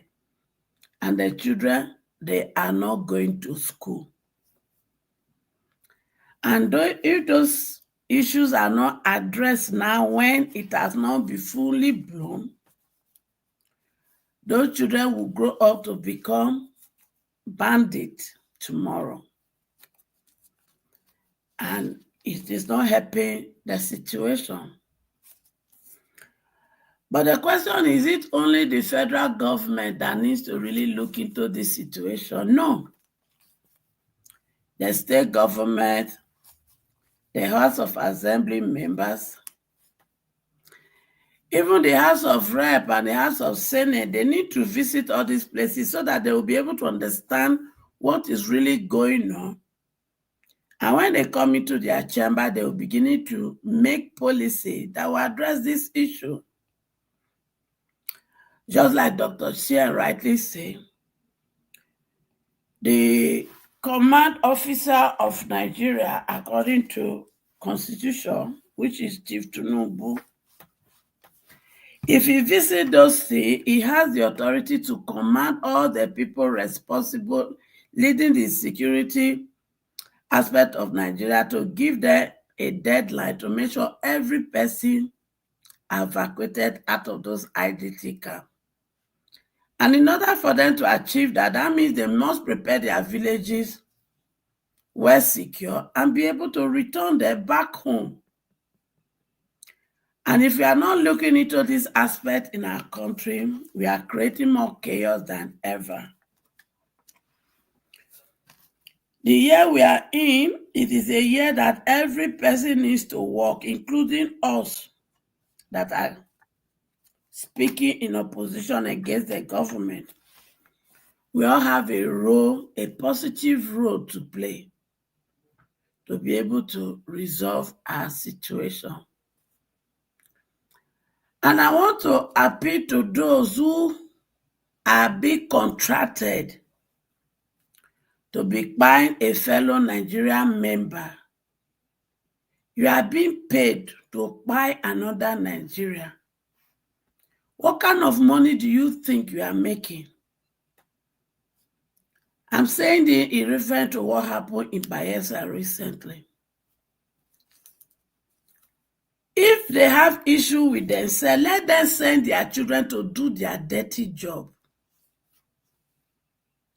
Because it is only the good thing when they want to spend our money, their children participate in it. You that is being sent to go and do those dirty jobs, you don't participate when they loot.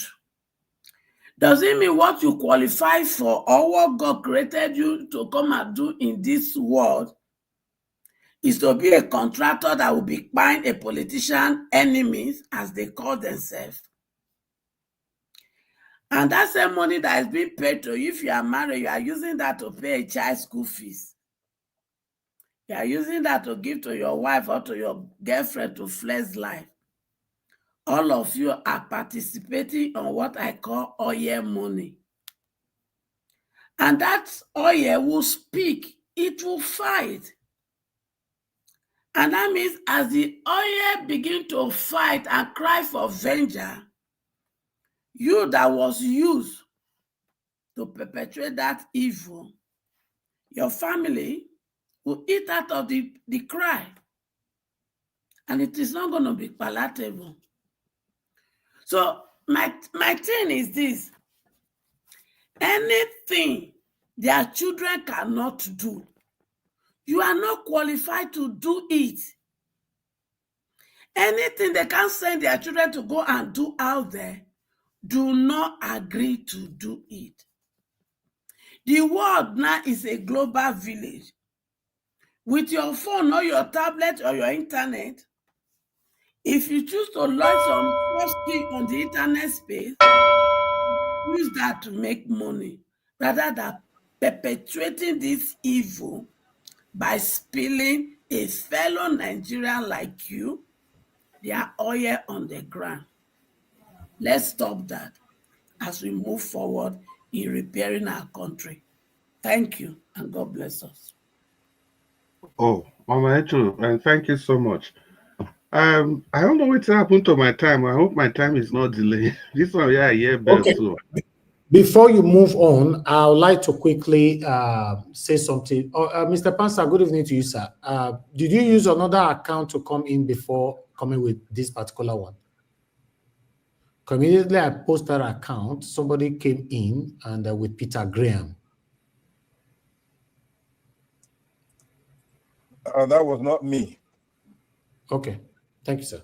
All right, thank you, Oga Chris. Thank you, sir. Yeah, thank you, Mr. Nanjawaj. Maicho, thank you so much for that very brief submission and straight to the point. Mr. Pansa, it's good to have you on the program. Happy New Year to you. And we'll come to you shortly. Mr. NCBD, Happy New Year to you. It's been a while, and thanks for joining us today. And you want to deposit your 8 minutes, talk to your people, Mr. NCBD. It's good to have you. Yes, good evening, everyone. Happy New Year to everyone. Okay, CBD. Happy New Year to you, sir. Thank you, sir. Yes, Happy New Year. Thank you. I'm sorry, the other time, I don't know what happened. I didn't know that I was still on. I think when I looked at my phone again, I saw that I've been on. So I know you probably called me and I didn't respond. Sorry about that. So I don't know if you can hear me. Yes, I can hear loud, you. Loud and clear in CBD. Oh, okay, yeah. So thank you so much, and congratulations, Mr. Elvis. I saw you. I saw what the day you posted on what God did for you, Thank and you, sir. we are very happy for that, and we wish you all the best, more blessings. You've been working hard, and the things you're doing. Some people think this. Program and coming online and this your media house is not a joke, and media is very important. Media is very important, and that's why you find most governments or powerful people all over the world, their number one priority is to first control the narrative. So what you're doing is very important, because you're not being controlled by anyone.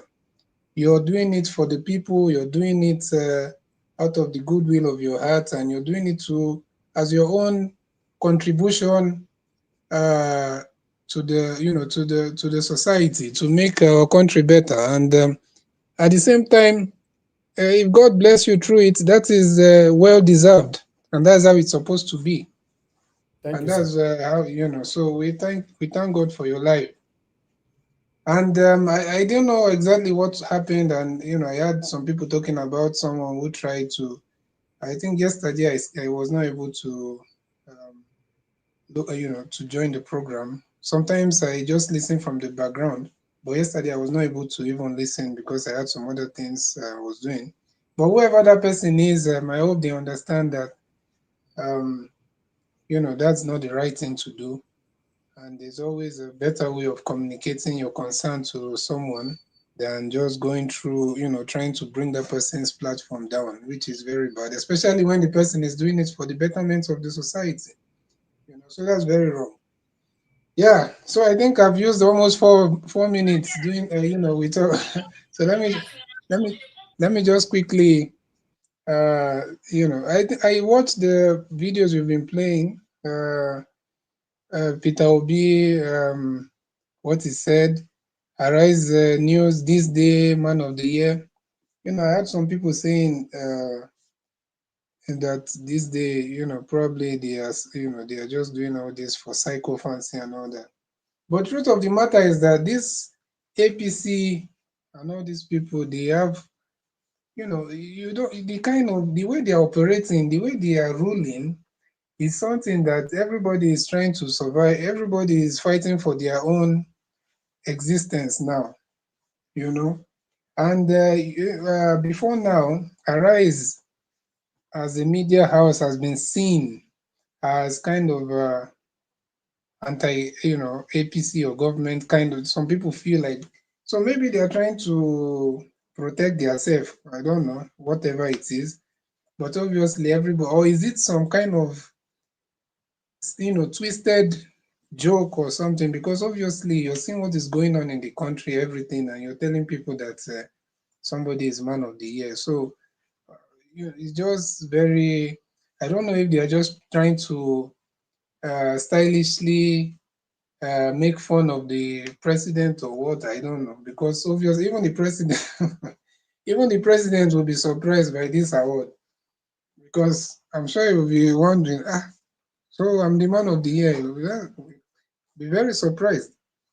And someone like, okay, let me just go straight to Peter Obi. Peter Obi, what he said is very true. And we are hoping that, the thing is, you can't just sit from where you are and saying that everything will be okay, you're doing this and that. So the president needs that connect. He needs to go and see what is on ground. And unfortunately, I don't know if the president, because I don't know if the president is actually in tune with the, with even the country, or to know exactly what is going on, the suffering and all that. Just one trip, just like Mr. Jonathan said, one trip to just one primary school or somewhere. Not everything Lagos, from Abuja to Lagos. Lagos is also is a developed state. It has a lot of challenges, but it's developed. There are so many. Nigeria is 36 states.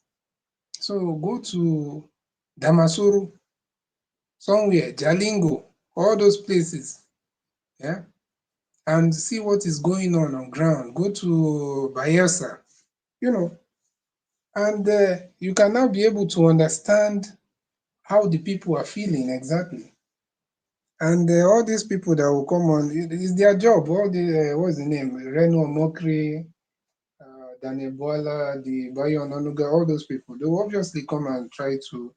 Tomorrow now you see them all attacking Peter Obi, But I don't think anybody is falling for those. They have to just do what they are paid to do, and it's quite unfortunate. So I don't think there's so much more for me to say. For now, I will just leave it there. So thank you so much, Mr. Elvis, and I will be coming back. I will be joining as much as I can. Yeah, thank you so much. Yeah, thank you, Mr. NCBD. It's good that there's not much to say because your time was almost over. And thank you so much for putting your voice out there today and speaking to the issues affecting you and I. Thank you so much. Mr. Pansat, can you turn on your microphone and talk to us? Yes, I'll do more than that. I will also turn on my camera. Happy New Year once again, Mr. Pansat. It's good to have you on the broadcast. New decade for CBD. And Mr. Niger Watch, Mr. Elvis, thank you for your generosity and your steadfastness and hard work for the country. Dr. CM, Ama H.O., Prince Dublin, Jonathan Kingsley, and Patricia Tagbajumi. Mommy Diaspora, and everybody in the comment section. We thank all of you, and I wish everybody a hearty, bright, gifted, blessed New Year. Look, I'm coming to a conclusion that we have a genetic problem that is far worse than what we've been putting bandages here. So a more sinister prognosis for Nigeria and for Africa as a whole, for the Black people. It appears that it's a genetic problem. Nothing else could account for this. Nothing else. There's no group of people in the world since the world began that have the kind of endemic problems that we have, especially since we started. At least we were somewhere. There was a status that Nigeria enjoyed. It wasn't this bad. So it's going bad, going worse. It's a very ugly country. It's a closed system. The resources are there. The money are there. We're starving. The power is there. We don't really have any outside people telling us what to do. I believe we have the leadership that we deserve. We don't deserve anybody better than what we have. We don't have any class. We're going to keep going down and down, maybe until we start fighting or others come in. So let's not kid ourselves. It's beginning to look very like a stick. Our activity, like coming on a platform to talk. Each one of the problems we have is enough to make everybody say, you know, we're going to stop this. We're going to stop. So it's beginning to look like a genetic problem. We don't have any class. We have no electricity. We have endemic power. We're starving. We don't make anything. The kind of leadership we have are ugly people.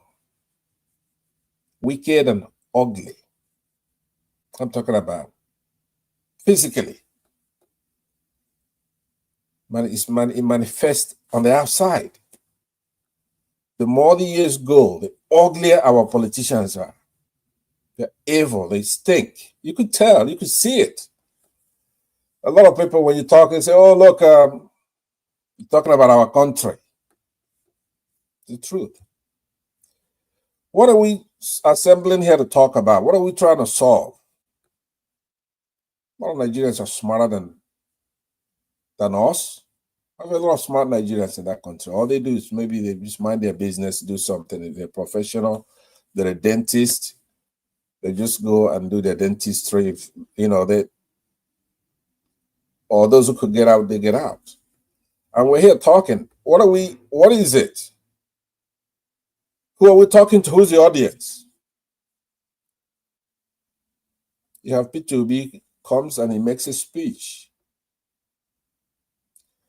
for the new year, talking about Tinubu's presidency, telling him to go and visit hospitals.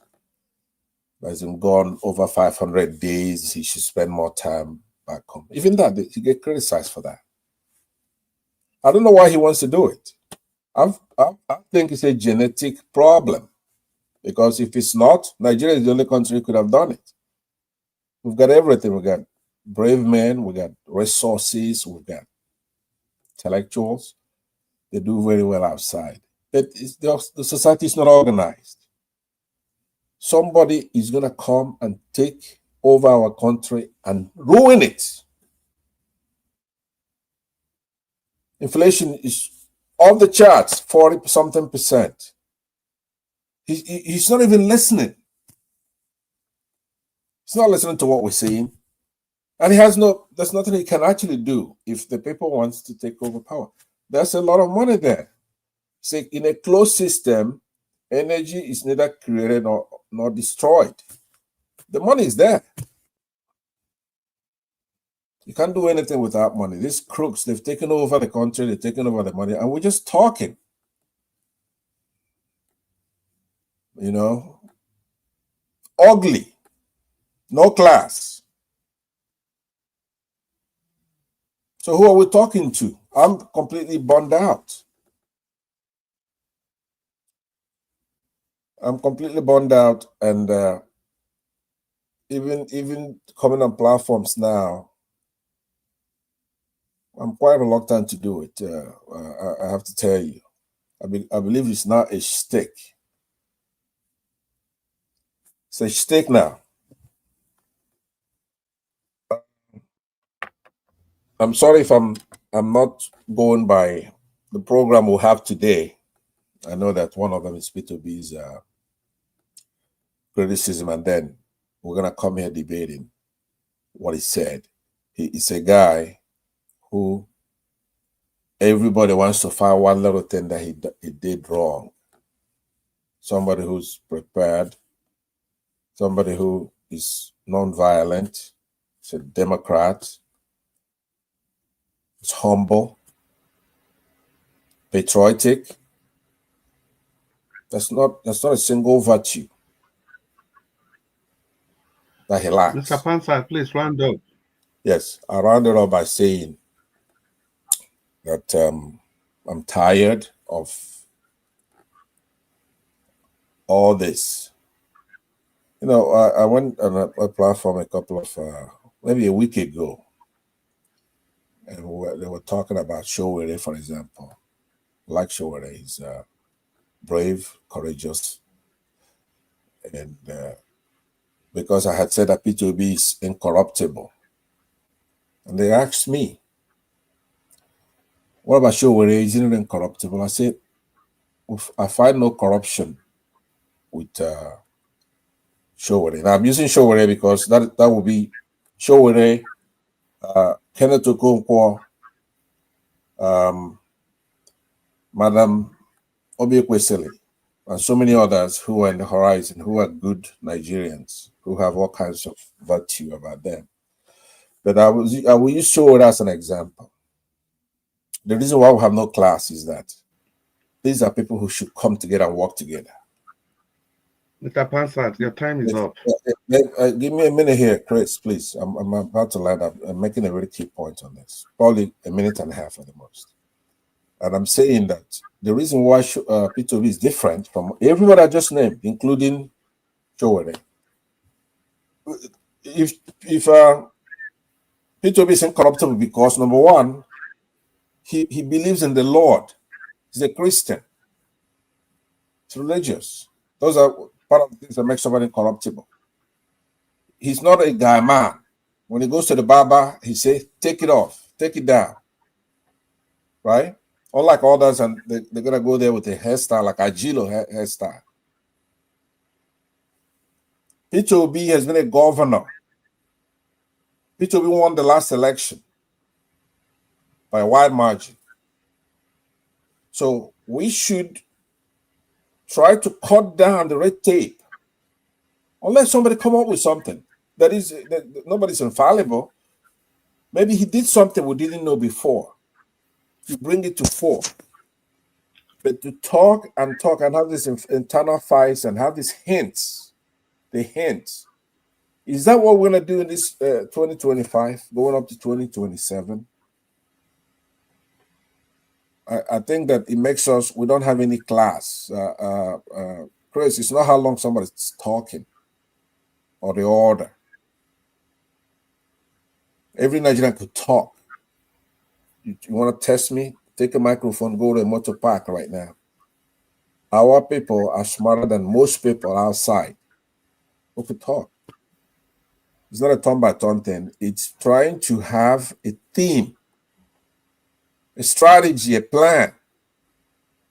If we're here now, we debate, maybe Jonathan Kingsley doesn't agree, or Madam Patricia, then we bring it in and we look at what issues they have with some of these political parties, with the candidates, and we cannot start 2027 to fight.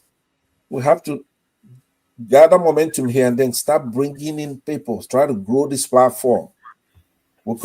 Each person could be given, bring in 100 people this month, do this, and we'll grow it, and we'll go from there. Yeah, I'm sorry I had to go over. and I'm all over the place because it's in the spirit that I'm in. Yeah, you have the opportunity to talk again the All right. second round, Thank please. you very much. I'm sorry again on that. Yeah, thank you, Mr. Pansat. I know, the broadcast like this, if we want to finish everything we have to say, and 24 hours is not even going to be enough. So we just move to the second segment of this broadcast. Before that, we want to say thank you, Mr. Pansat, for your submission. The last part Mr. Pansat was saying was very, very important. That last part, in case is given opportunity, continue from that, I think he was trying to say something. He was saying something very significant right there for way forward, Okay. And in that case, Mr. Anjaj, maybe just allow me continue because to come back, if please, let him just Mr. Pansat, please. All right. I'll take a minute to do that because I believe that's fair. But what I was saying is that the only thing that's going to show us here that we are doing the right thing. See, we have 200 million Nigerians, right? This platform, especially this particular platform, I go to a lot of platforms. This platform, it's a shame that we don't have 100,000 people here. It means that we're not doing the right thing. We should have at least 100 million people here, and that goes for all of us here. It's not. I'm part of it. We have to think about how there are 200 million Nigerians. This platform does not belong to the Edos, Igbos, Yorubas, Hausas. It doesn't belong to anybody. Mr. Niger Watch is in search of the truth. So if we have a Mr. Pansat, because we don't show Bonbon and Blo, so that's why they are not here. If we are showing Bonbon and Blo, they will be coming. I promise you. And 3310. Maybe we show a little bit of it because I want us to have 100,000 people here. The strategy, maybe Dr. CM and others, Mr. Jonathan, especially the radio voice that we have there, and CBD is here now. We have 200 million Nigerians, and we have a lot of problems. So to conclude it, I'm trying to give it to us as assignment. Each one of us have to go out there and pull people in here, bring them in, so that let them. Do they like what's going on? Because nothing is going to change unless we bring pressure to bear on INEC. We have to find the candidate, task them. They have to show up here. But the numbers is what's going to attract people here, including serious people like Patu told me, Baba Ahmed, that he has given up. Is he gone? So I just want to say that we have talked and we talk, and we when you're a baby, you drink baby milk. But right now, we should mature and eat some steaks, some pounded yam, some black soup, some obono, some egusi. We need to bring Nigerians here or somewhere else. And that's just my thing. I believe that the numbers do not justify. It's a marketplace. Why don't we have 100,000 Nigerians here every day that we're doing a program? Let's find out why. This should be big. Thank you very much. Mr. Pansat, what a dimension! What a dimension this evening. Yes, the argument that you made, the foundation of your argument was very, very solid, and nobody can dispute that. Now, here's a station that is not tied to any ethnic coloration. It's not tied to any religious coloration, any political affiliation. And yet you don't have Nigerians thronging in here every day on a daily basis. The number of people in the comment section, that's a big food for thoughts for everybody. And like Mr. Pan said, also proffered a solution. At least he went ahead to because I was just waiting for that. Proffered at least one solution that every panelist here, and even people in the comment section, it should be your duty to bring your friends, your well-wishers, and tell them about the station and bring them to this place. And that's why we say use the like button, the share button, and if you can, the $sign. That's why we keep emphasizing on sharing the broadcast. And at this junction, if you have not done that, please, you want to click on those buttons. They are there for a reason. YouTube created them. These were not buttons that were just manufactured by the broadcast station.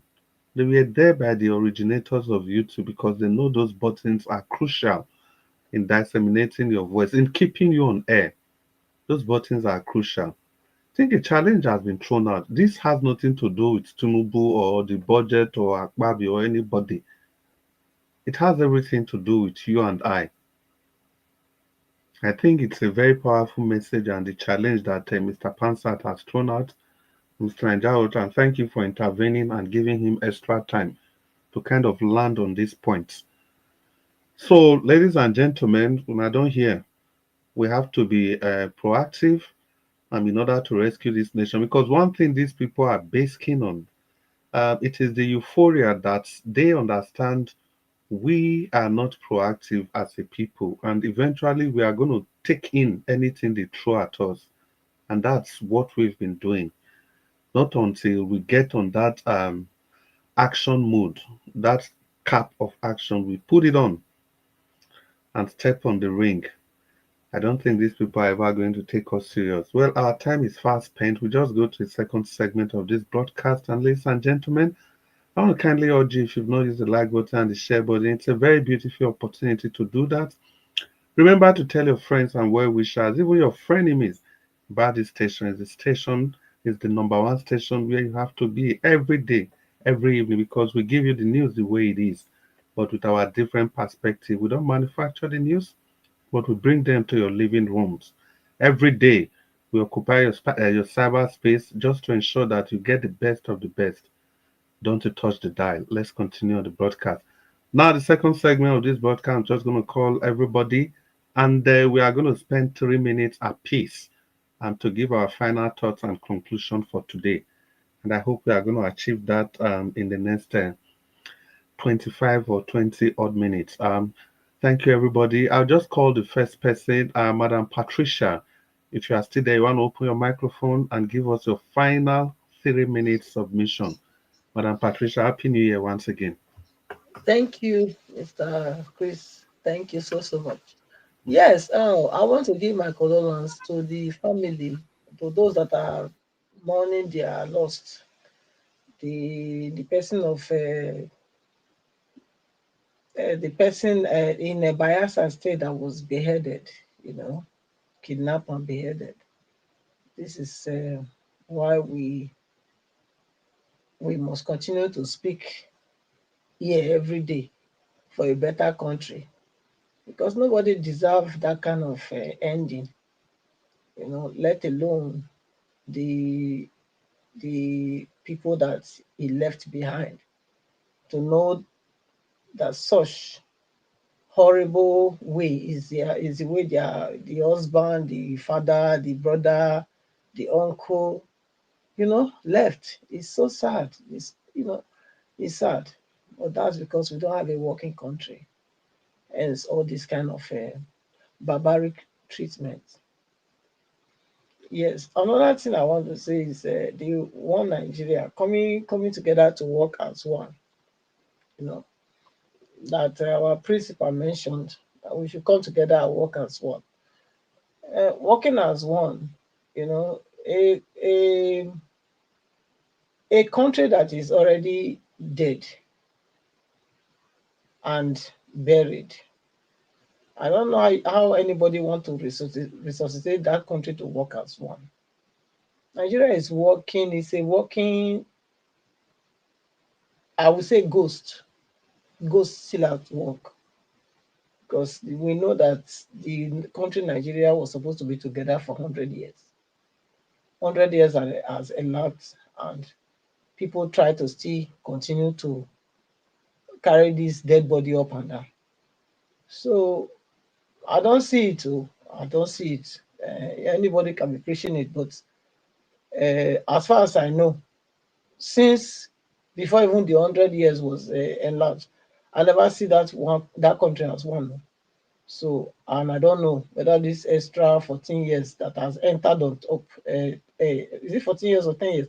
10 years that has entered now has ever brought any good. I think now we are really seeing that the country is dead, the nation is dead, and that There's nothing that is there to put together. The earlier we recognize that, the better for us all. Because I can't see it. I can't see anyhow it's going to be possible, even though we want it. Everybody wants it to work, but sometimes we just need to look at the mirror and tell ourselves the truth. Thank you Thank so, you, so much. Madam. Yeah, thank you so much, Madam Patricia, for that submission. You don't think it's going to work? Yeah, actually, Nigeria expired in 2014, and we all remember the centenary celebration that Ebele Jonathan organized. There are so many activities to mark that 100 years in existence, and as maybe let me say weak as he is or as he was, the North also threatened him and they removed some of those celebrations. You remember that in 2014, Mr. Jonathan introduced the 100 naira notes without the Islamic inscription, amongst other things. If you can still find that 100 naira note, Nigerian 100 naira note, you see it without any Islamic inscription. But so many other reforms he wanted to do, they just tell am gay or Garo enter house. Very weak president. I don't know whether a weak president I'll call him or he wasn't courageous. Although he embraced the tenets of democracy for everybody, but I just felt that he could have done more. But let's continue. There's no time for so many stories. I want to call on Mama Hecho if she's still there. Mama Hecho, if you are there, 3 minutes. Okay, I don't think Mama Hecho is available. Organ CBD, if you are there, 3 minutes. Good. Yeah, thank you. I just wanted to, I heard you say something, and to be honest with you, I know sometimes we make these comments without, just not from a very bad place of our heart, when we refer to the former president, Goodluck Jonathan, as a weak president. But yeah, I to be quickly, honest, said, okay, let me say he wasn't courageous enough. I had to quickly take that away. Yeah. How would he have been courageous enough when even the so-called people of the South and whatever fell to the propaganda that they brought against the man?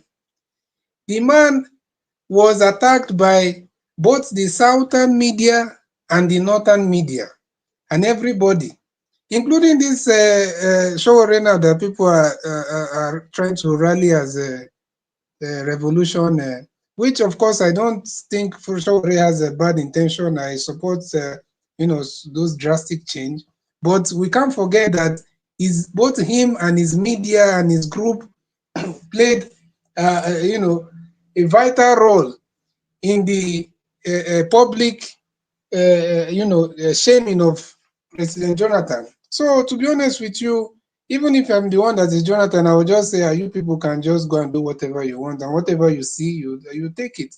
Because everybody, I remember clearly, we shouldn't, for us to even move forward, we should be able to remember clearly. If you're able to remember the things that happened, you'll be able to, structure yourself in a way that you can make sense in the future. So we can't forget, I remember it as yesterday. Even I remember engaging in serious debates with my friends from the Southwest, from the North. We were talking about these things, and these people were all gang up. I'm the only one that was trying to see things from a different place from them. Because at that time, they thought Jonathan was the problem they had. And right now, compared now to when Jonathan was there, it's almost like comparing heaven and hell. So it's quite unfortunate. I can never use that kind of I can never see Jonathan in that way. The man he did everything possible. During his time, the Nigerian economy in 2014, the Nigerian economy was the largest in Africa. A lot of things were already going in the right direction. So if he decides that he was not going to be there and see his people, unalived for nothing, just because of politics, he made the right call.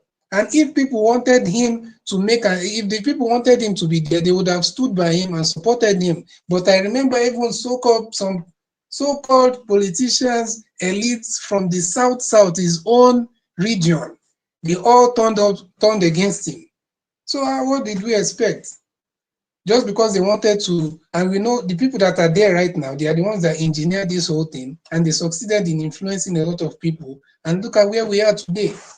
So it's quite unfortunate. We should not be, Jonathan did his best, and he's the best president in my own opinion so far, in this democratic era, All right, so I think I'll leave it there. I think let me leave it there for now. Thank you. Yeah, I was just going to tell you to round up. Well, you have a point, like I did say. Yeah, Mr. Jonathan, I know you. If you follow this broadcast very well, which I know you do, my stand on Mr. Jonathan, President Jonathan, is very clear.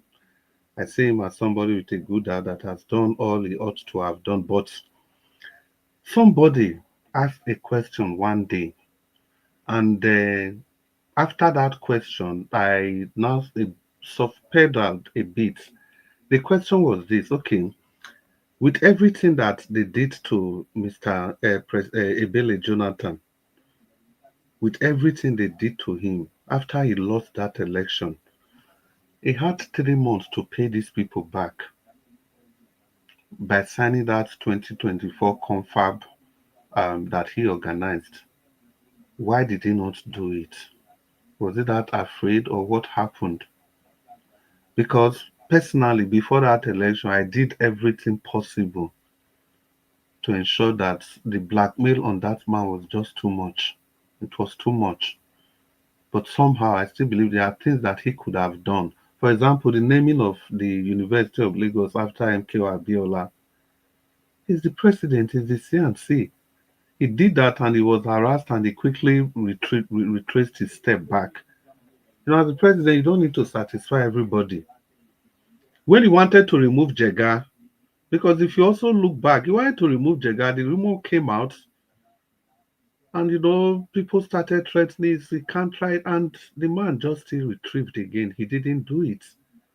And if he had done that, he could have bring in, because the information was already out there that Jega was compromised. And lo and behold, on election day, his biometrics couldn't even be captured. That was the height of humiliation. Okay, let's leave every other thing. He lost the election finally. But a very important document was lying in front of him. He still had that power to sign it. He still had that power. Since somebody introduced that caveat in our discussion, I've been wondering that, yes, this person that said this thing is very, very right. I think it was Mr. Jonathan or Ogasin. Can't remember. Yeah, he could have done that. That 2014 could have saved up. You see all this election, Wahala, this Peter Obi losing and everything. That document could have taken care of all those. So for me, I'm a very ardent, unrepentant supporter of Ebele Jonathan. So if I criticize him, it's from a place of, if you are criticizing somebody you love so much, that you expected much from. So that's it. So let's continue. Our time is fast. When they, sorry, my brother, sorry. When they opened the gates of terrorism and all that, just to I understand all those. Just to affect his, affect his government. What did the so-called supporters? Isn't the one that will tell everybody what to do? How many people came? Do you know that sometimes all these people, if you don't have a moral support of people, or the people that you claim that you're representing, you can't really do anything. You cannot be able to do anything. I understand. Even there's a story I've clarified here many times. Some people still have the audacity to say today that Jonathan, Pastor Ayo, Richard Jaffo, they were taking, they confiscated $250 million in South Africa. It was proceeds of corruption. No, it was not. It was when Obama refused. I've said that story here several times. To refuse to sell weapons for this man to fight insurgency. They had to go through the back channel to go and make purchases in South Africa. I've said that story here several times. I've said the story of how the 19 northern governors went to the US to complain to the US government, the democratic government, all of them are the clap for. I've also said the story that Mr. Jonathan said with his mouth that after the incidents with the US president, when he was calling David Cameron stopped picking his call. That he never had any problem with David Cameron, but because of that Western alliance, The man really suffered. Well, let's continue. Time. And let me call on the next person. And Dr. CM, 3 minutes, please, quickly. Yes, what I wanted to say, just to add on to the chap who wanted to, who attempted to crash the platform. Yes, let me add my voice. One thing I've noted about we, the black people, or maybe Nigerians, that you see, we always think evil. That is just I don't know whether it's permitted here, Sha, but we always think negatively, how to bring somebody down. Even if they show you this thing, don't you know it's giving you white publicity? That is the meaning. In as much as technically speaking, so far you do not put what is it called, copyright on it. Niger Watch has a website, the software. Whatever I want to play goes through there. If there is copyright, no need, because if he insists on doing it, YouTube will take money from him, and he wouldn't like to waste money unnecessarily, like he made us to know. So he will remove it. But anything without copyright is helping you. But Nigeria, because we think negatively, even something that will benefit us, sometimes we use just like that thought. Why should they? And everybody want to. When you don't know anything, that is the illiteracy we are talking about. Even if you know everything, but because nobody knows everything, sometimes you pretend, you leave it, you learn from people. You learn from people. A professor once told me, all these things I'm saying, they are sounding Greek to me. Can you educate me further on it? I said, a professor is saying this. Yes, he doesn't know it. But if he saw us now, they will say, look at this student. How can I talk? You see, that is the problem. So I'm using it to just highlight. If the person is listening, life is not like that. Life is not like that. Let the rainbow take shape so that let 1,000 flower bloom so that the rainbow can take shape. That is the way it's being said. The world with the sky can contain all the animals that fly every day. So people should not just use one type of all this criminal intent, or the way we are. Look at the way Nigeria, Tinubu is battling, explaining to the north, we need this tax, we need this, we need this, we need this. Yes, there's a reason for that. We need it, and they understand that he want to decentralize the Nigerian aviation school. Only one aviation school in Zaria. What you see everywhere, even Uganda have one or two. I don't know, everywhere. Tinubu want to decentralize it from every geopolitical zone should have one, so that we train more pilots and not to rely on from West Africa. But some people won't like it. Military cantonment, you concentrate every military something, you put it in Kaduna. What if an enemy decide to attack Nigeria and level Kaduna? We are left with nothing. When today nobody can tell you the defense headquarters of Israel, you don't know, but it's underground, and you can never know where it is. It might be inside one forest, you don't know it's underground. But in Nigeria, everything, because we know that wickedness of Namigo, Holam, Nami, Namai, this is where we are. And that is why it's difficult for us. Some of us have been brought up with that type of mentality, that it is difficult for them to drop and see light and see beyond their nose. But they can't. All you want to do is you crash Niger Watch platform or something like that. What will you gain? Then tomorrow he will be out of job, or he will be suffering. Then you will be happy. Is that the way life is? Human beings need to learn a lesson. And I don't know. Like Father Mbaka said, this is a wicked generation. That is the way he described this. And for giving Tinubu Man of the Year. Anyway, say this award. We need to round up in 10 minutes. Okay, yeah, let me stop here then. So that others can have. Thank you very much. Let me stop here. Dr. Sam, yeah. Let me stop here. You had 30 seconds, Esther. Well, thank you for giving us the 30 seconds. Mr. Pansat, if you are there, your 3 minutes. That Mr. Nsibidi haven't spoken and hasn't been here in a while. So what I wanted to do, aside from what I said earlier, I want all of us here and people who are listening on this platform, we have somebody who's in pursuit of the truth, but he's trained in media. I'm not trained in media. Not everybody has things that they studied, what they trained in. Our principal here is trained in media, does his homework, the graphics, the music, music selections, and then he has it set up properly. So we have that. But I'm never going to, until we have 10,000 people here, I'm never going to be praising Mr. Elvis from today. I want all of us to make this platform. Look, what's his name here? I can't recall his name. My good general. He has 3,000. We have 200 million Nigerians. If this platform is really good, we're going to have 100,000 Nigerians here. But I would start off with 10,000 people.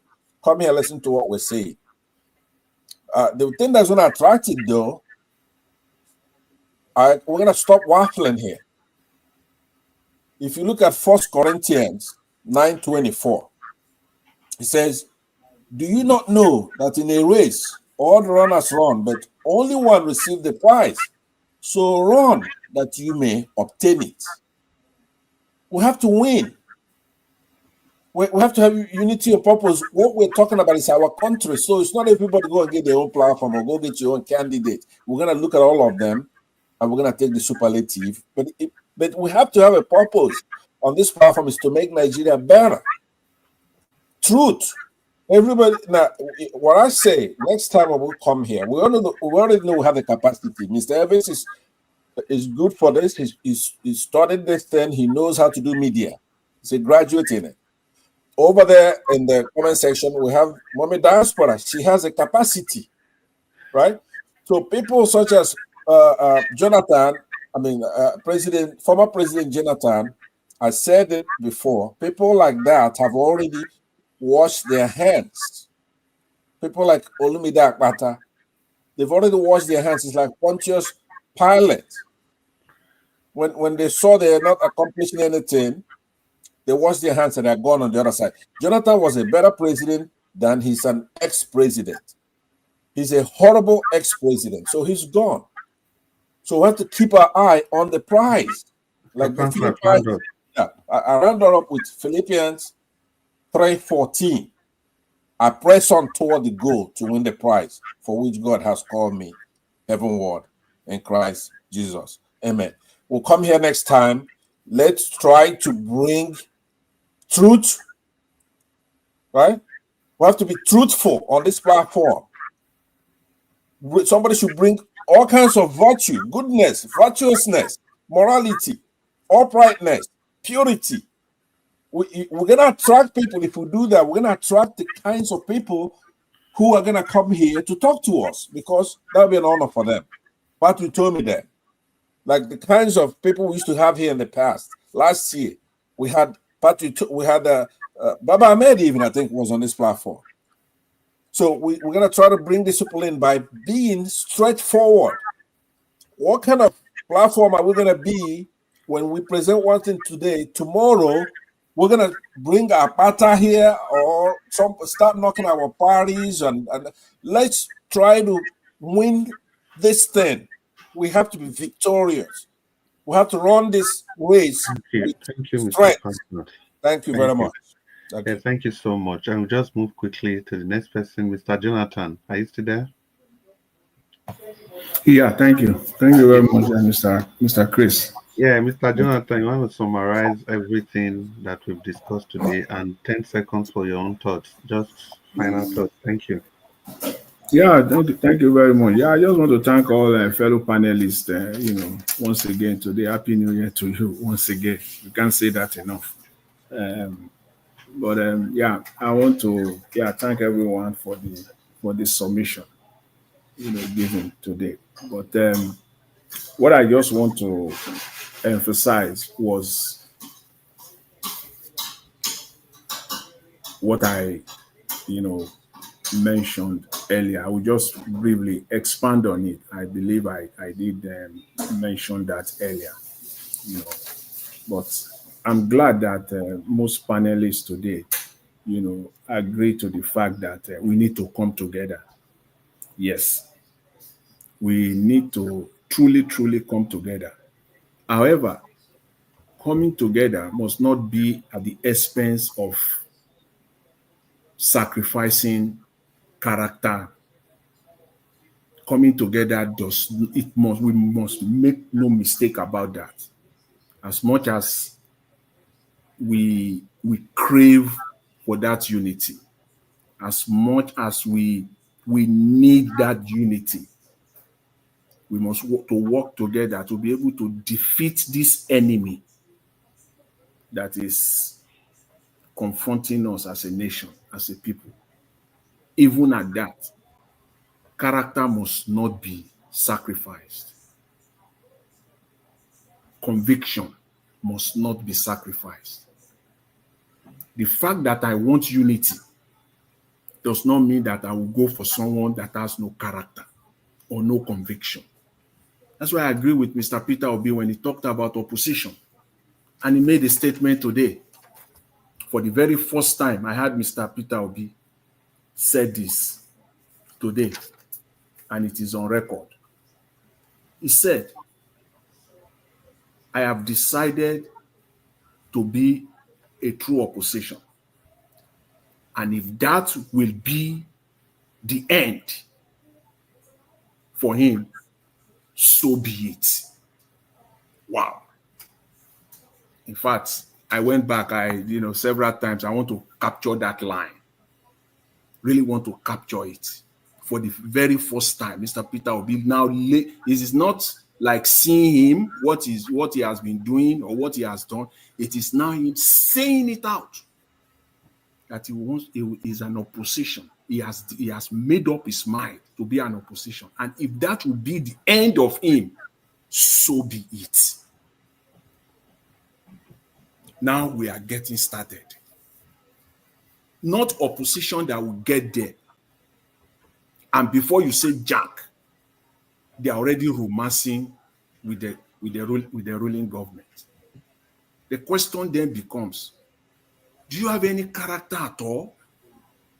What were your convictions before you get elected through that party that you ran and you won an election? Round up. What happens to the conviction, the ideology of that party? Simply means that these people don't have any. So coming together for us to be united, we must be very clear. We cannot sacrifice conviction, character, and competence. We cannot sacrifice it at all. Because at the end of the day, the unity will end up to mean nothing. But I agree that we must work together as a people to defeat this common enemy that is confronting us as a people and as a nation. I'll leave it there. Thank you very much. I appreciate it. Yeah, thank you, Mr. Jonathan. It's a very fine place to leave it. And at this juncture, I want to thank everybody for being a part of this broadcast today. Ladies and gentlemen, boys and girls, if you are still awake, we want to appreciate you for being a part of this broadcast, and we appreciate the time you spent with us today. At this junction, permit me to call on Mr. Anjawaj to bring this broadcast to a final conclusion. Mr. Anjawaj, please. Thank you. Thank you very much, God, Chris. God bless you. I want to appreciate every one of you for your wonderful time with us today. Now, God bless you now. I appreciate you, God, Chris. Thanks for all that you do. Augustine, thank you very much, sir. I appreciate you, Mama H.O., Madam Patricia Tagoyomi. Thank you very much, ma. ECBD, it's good to have you on the show today. Thank you so much. It's been a while. Try to be frequent so that we can hear your submission. Varieties of submissions are very, very important to every one of us here. Not one person of you know everything. Thank you very much, Mr. Jonathan. I appreciate you, sir. Thank you so much. I appreciate you, Mr. Pansat. Thank you, sir, for coming in. I appreciate those of you that call in. Madam Rita, thank you very much for calling in earlier on, and thanks for your submission. Thank you. Those of you that super chatted the platform, thank you, Julius. Thank you, BTV Niger. Thank you very much, Jaja. God bless you all. I'm very, very, very grateful. And I appreciate every one of you right down in the comment section. Mother of all Mommy Diaspora, thank you very much, Mommy, for all that you do. I appreciate you all the time. Thank you, Peggy Modi, Tony Africa. Thank you, my people. And thank you, God's Grace. I appreciate you. Thank you, Eddie Justice. Eddie Justice, you're not going to come today. Oh. Thank you very much, my brother. Jacob DF, I can see you as well. Thank you, thank you, thank you. Every one of you right there. Remy Abdul and many others. Jacob Obedience is right there as well. And many others. Love Manduka. Thank you, thank you, thank you. Now God will bless you now. Then I'd like to quickly say this to my wonderful panelists. I'm very, very grateful that we passed a new set rules today, and every one of you complied by coming early. I want to say I'm very, very grateful. Now, God bless you now, all of you on the panel today. You see, this is what I always like, because, you know, since we want to be doing it this way, let's keep it like that so that we can have time to do other stuff as well. 11 o'clock now here in Lagos, and it's 3 hours 50 minutes, at least 10 minutes under our proposed or planned hours, so which is a good thing. Thank you so much. Tomorrow we'll continue again and continue to do what we are doing. I will take all your submissions, especially Mr. Pansat. I'll take your submissions into account, you know. So let's see how we can join head together to move our country forward. It's very, very important to us. We'll see how it goes. But for now, I would like to end the broadcast. I'll see you guys again by tomorrow, by special grace of Almighty God, so that we can continue from where we stop. Although there's a video that I wanted to play, but I will keep it for tomorrow, you know, because I just got the video. I just said, wow, I needed us to talk on this, but it's better I keep it tomorrow. And before tomorrow, some of you might have seen this one place or the other, but we'll still bring it here, you know. But nevertheless, God will bless you, my people. I'll see you guys tomorrow. Guys, help us to press on the like button, help us to share. For those of you playing our video back, you know, please always press like, leave comment for my panelists. Don't just watch and go. You know, leave comment for my panelists so that they can use it to work on themselves, so that, or even me, none of us perfect for you. Just put it on, even though now waiting, you know, like talk calm. You know, all of us, they read comments so that we can look at the feedback and work on ourselves. Nobody is perfect. Thank you very much. And please subscribe to our channel if you are passing across our videos, and also hit the notification bell. You know, I appreciate every one of you. And for those of you that commented on that satanic act of that guy, you know, it doesn't bother me at all. It's very unfortunate that, yes, people act that way, but that's fine. It's okay. I was actually giving him subscribers. Anybody that I played on this platform, you should know that you are getting subscribers from me. I'm not the one getting from you. You should have that in mind, because you are not playing me. I'm the one giving you subscriber. Once I play you here and I tag you, you know what that means. You know, even many people are sending me their videos. Nigeria, you know, they play my video. You know, they play my. Now, me, the select video was why I play for here. So your videos are banned permanently from our channel, and not just here, across all our channels. You know, I appreciate you all. For those of you that is praying and encouraging us with your kind words, I want to say we are very, very grateful. Madam Origin, we don't miss you. We don't know where you did. Maybe you travel, go village, go do Christmas. You just see Madam Origin where it also. Madam Origin, you're in Nigeria. They one place for Imo State. You're the eat Kwabi. And you see go for there now. You know, say Nigeria now where person they go, you sneak go, you sneak come back, because they say, I was watching you people from Nigeria. And Nigeria, I did. So, Madam Origi, you must explain. When you come back, you must explain to us where you do your Christmas and where you do your New Year. Happy New Year to every one of you once again. Today is 2nd, and it's very fast already. Tomorrow is 3rd. You see, time wait for nobody. And God bless you, my people. And like I talked about before, now yeah, enjoy the cutting. Have a good night and bye for now. Ọba tí gbẹ́kún aládùúrà mo ti dé. Ọba tí gbẹ́kún aládùúrà mo ti dé o. Bọ́rọ̀ mi rò, bẹ́jà mi jà ó, má jẹ́ gbàgbà tí àdúrà o. Bọ́rọ̀ mi rò, bẹ́jà mi jà ó, má jẹ́ gbàgbà tí àdúrà o.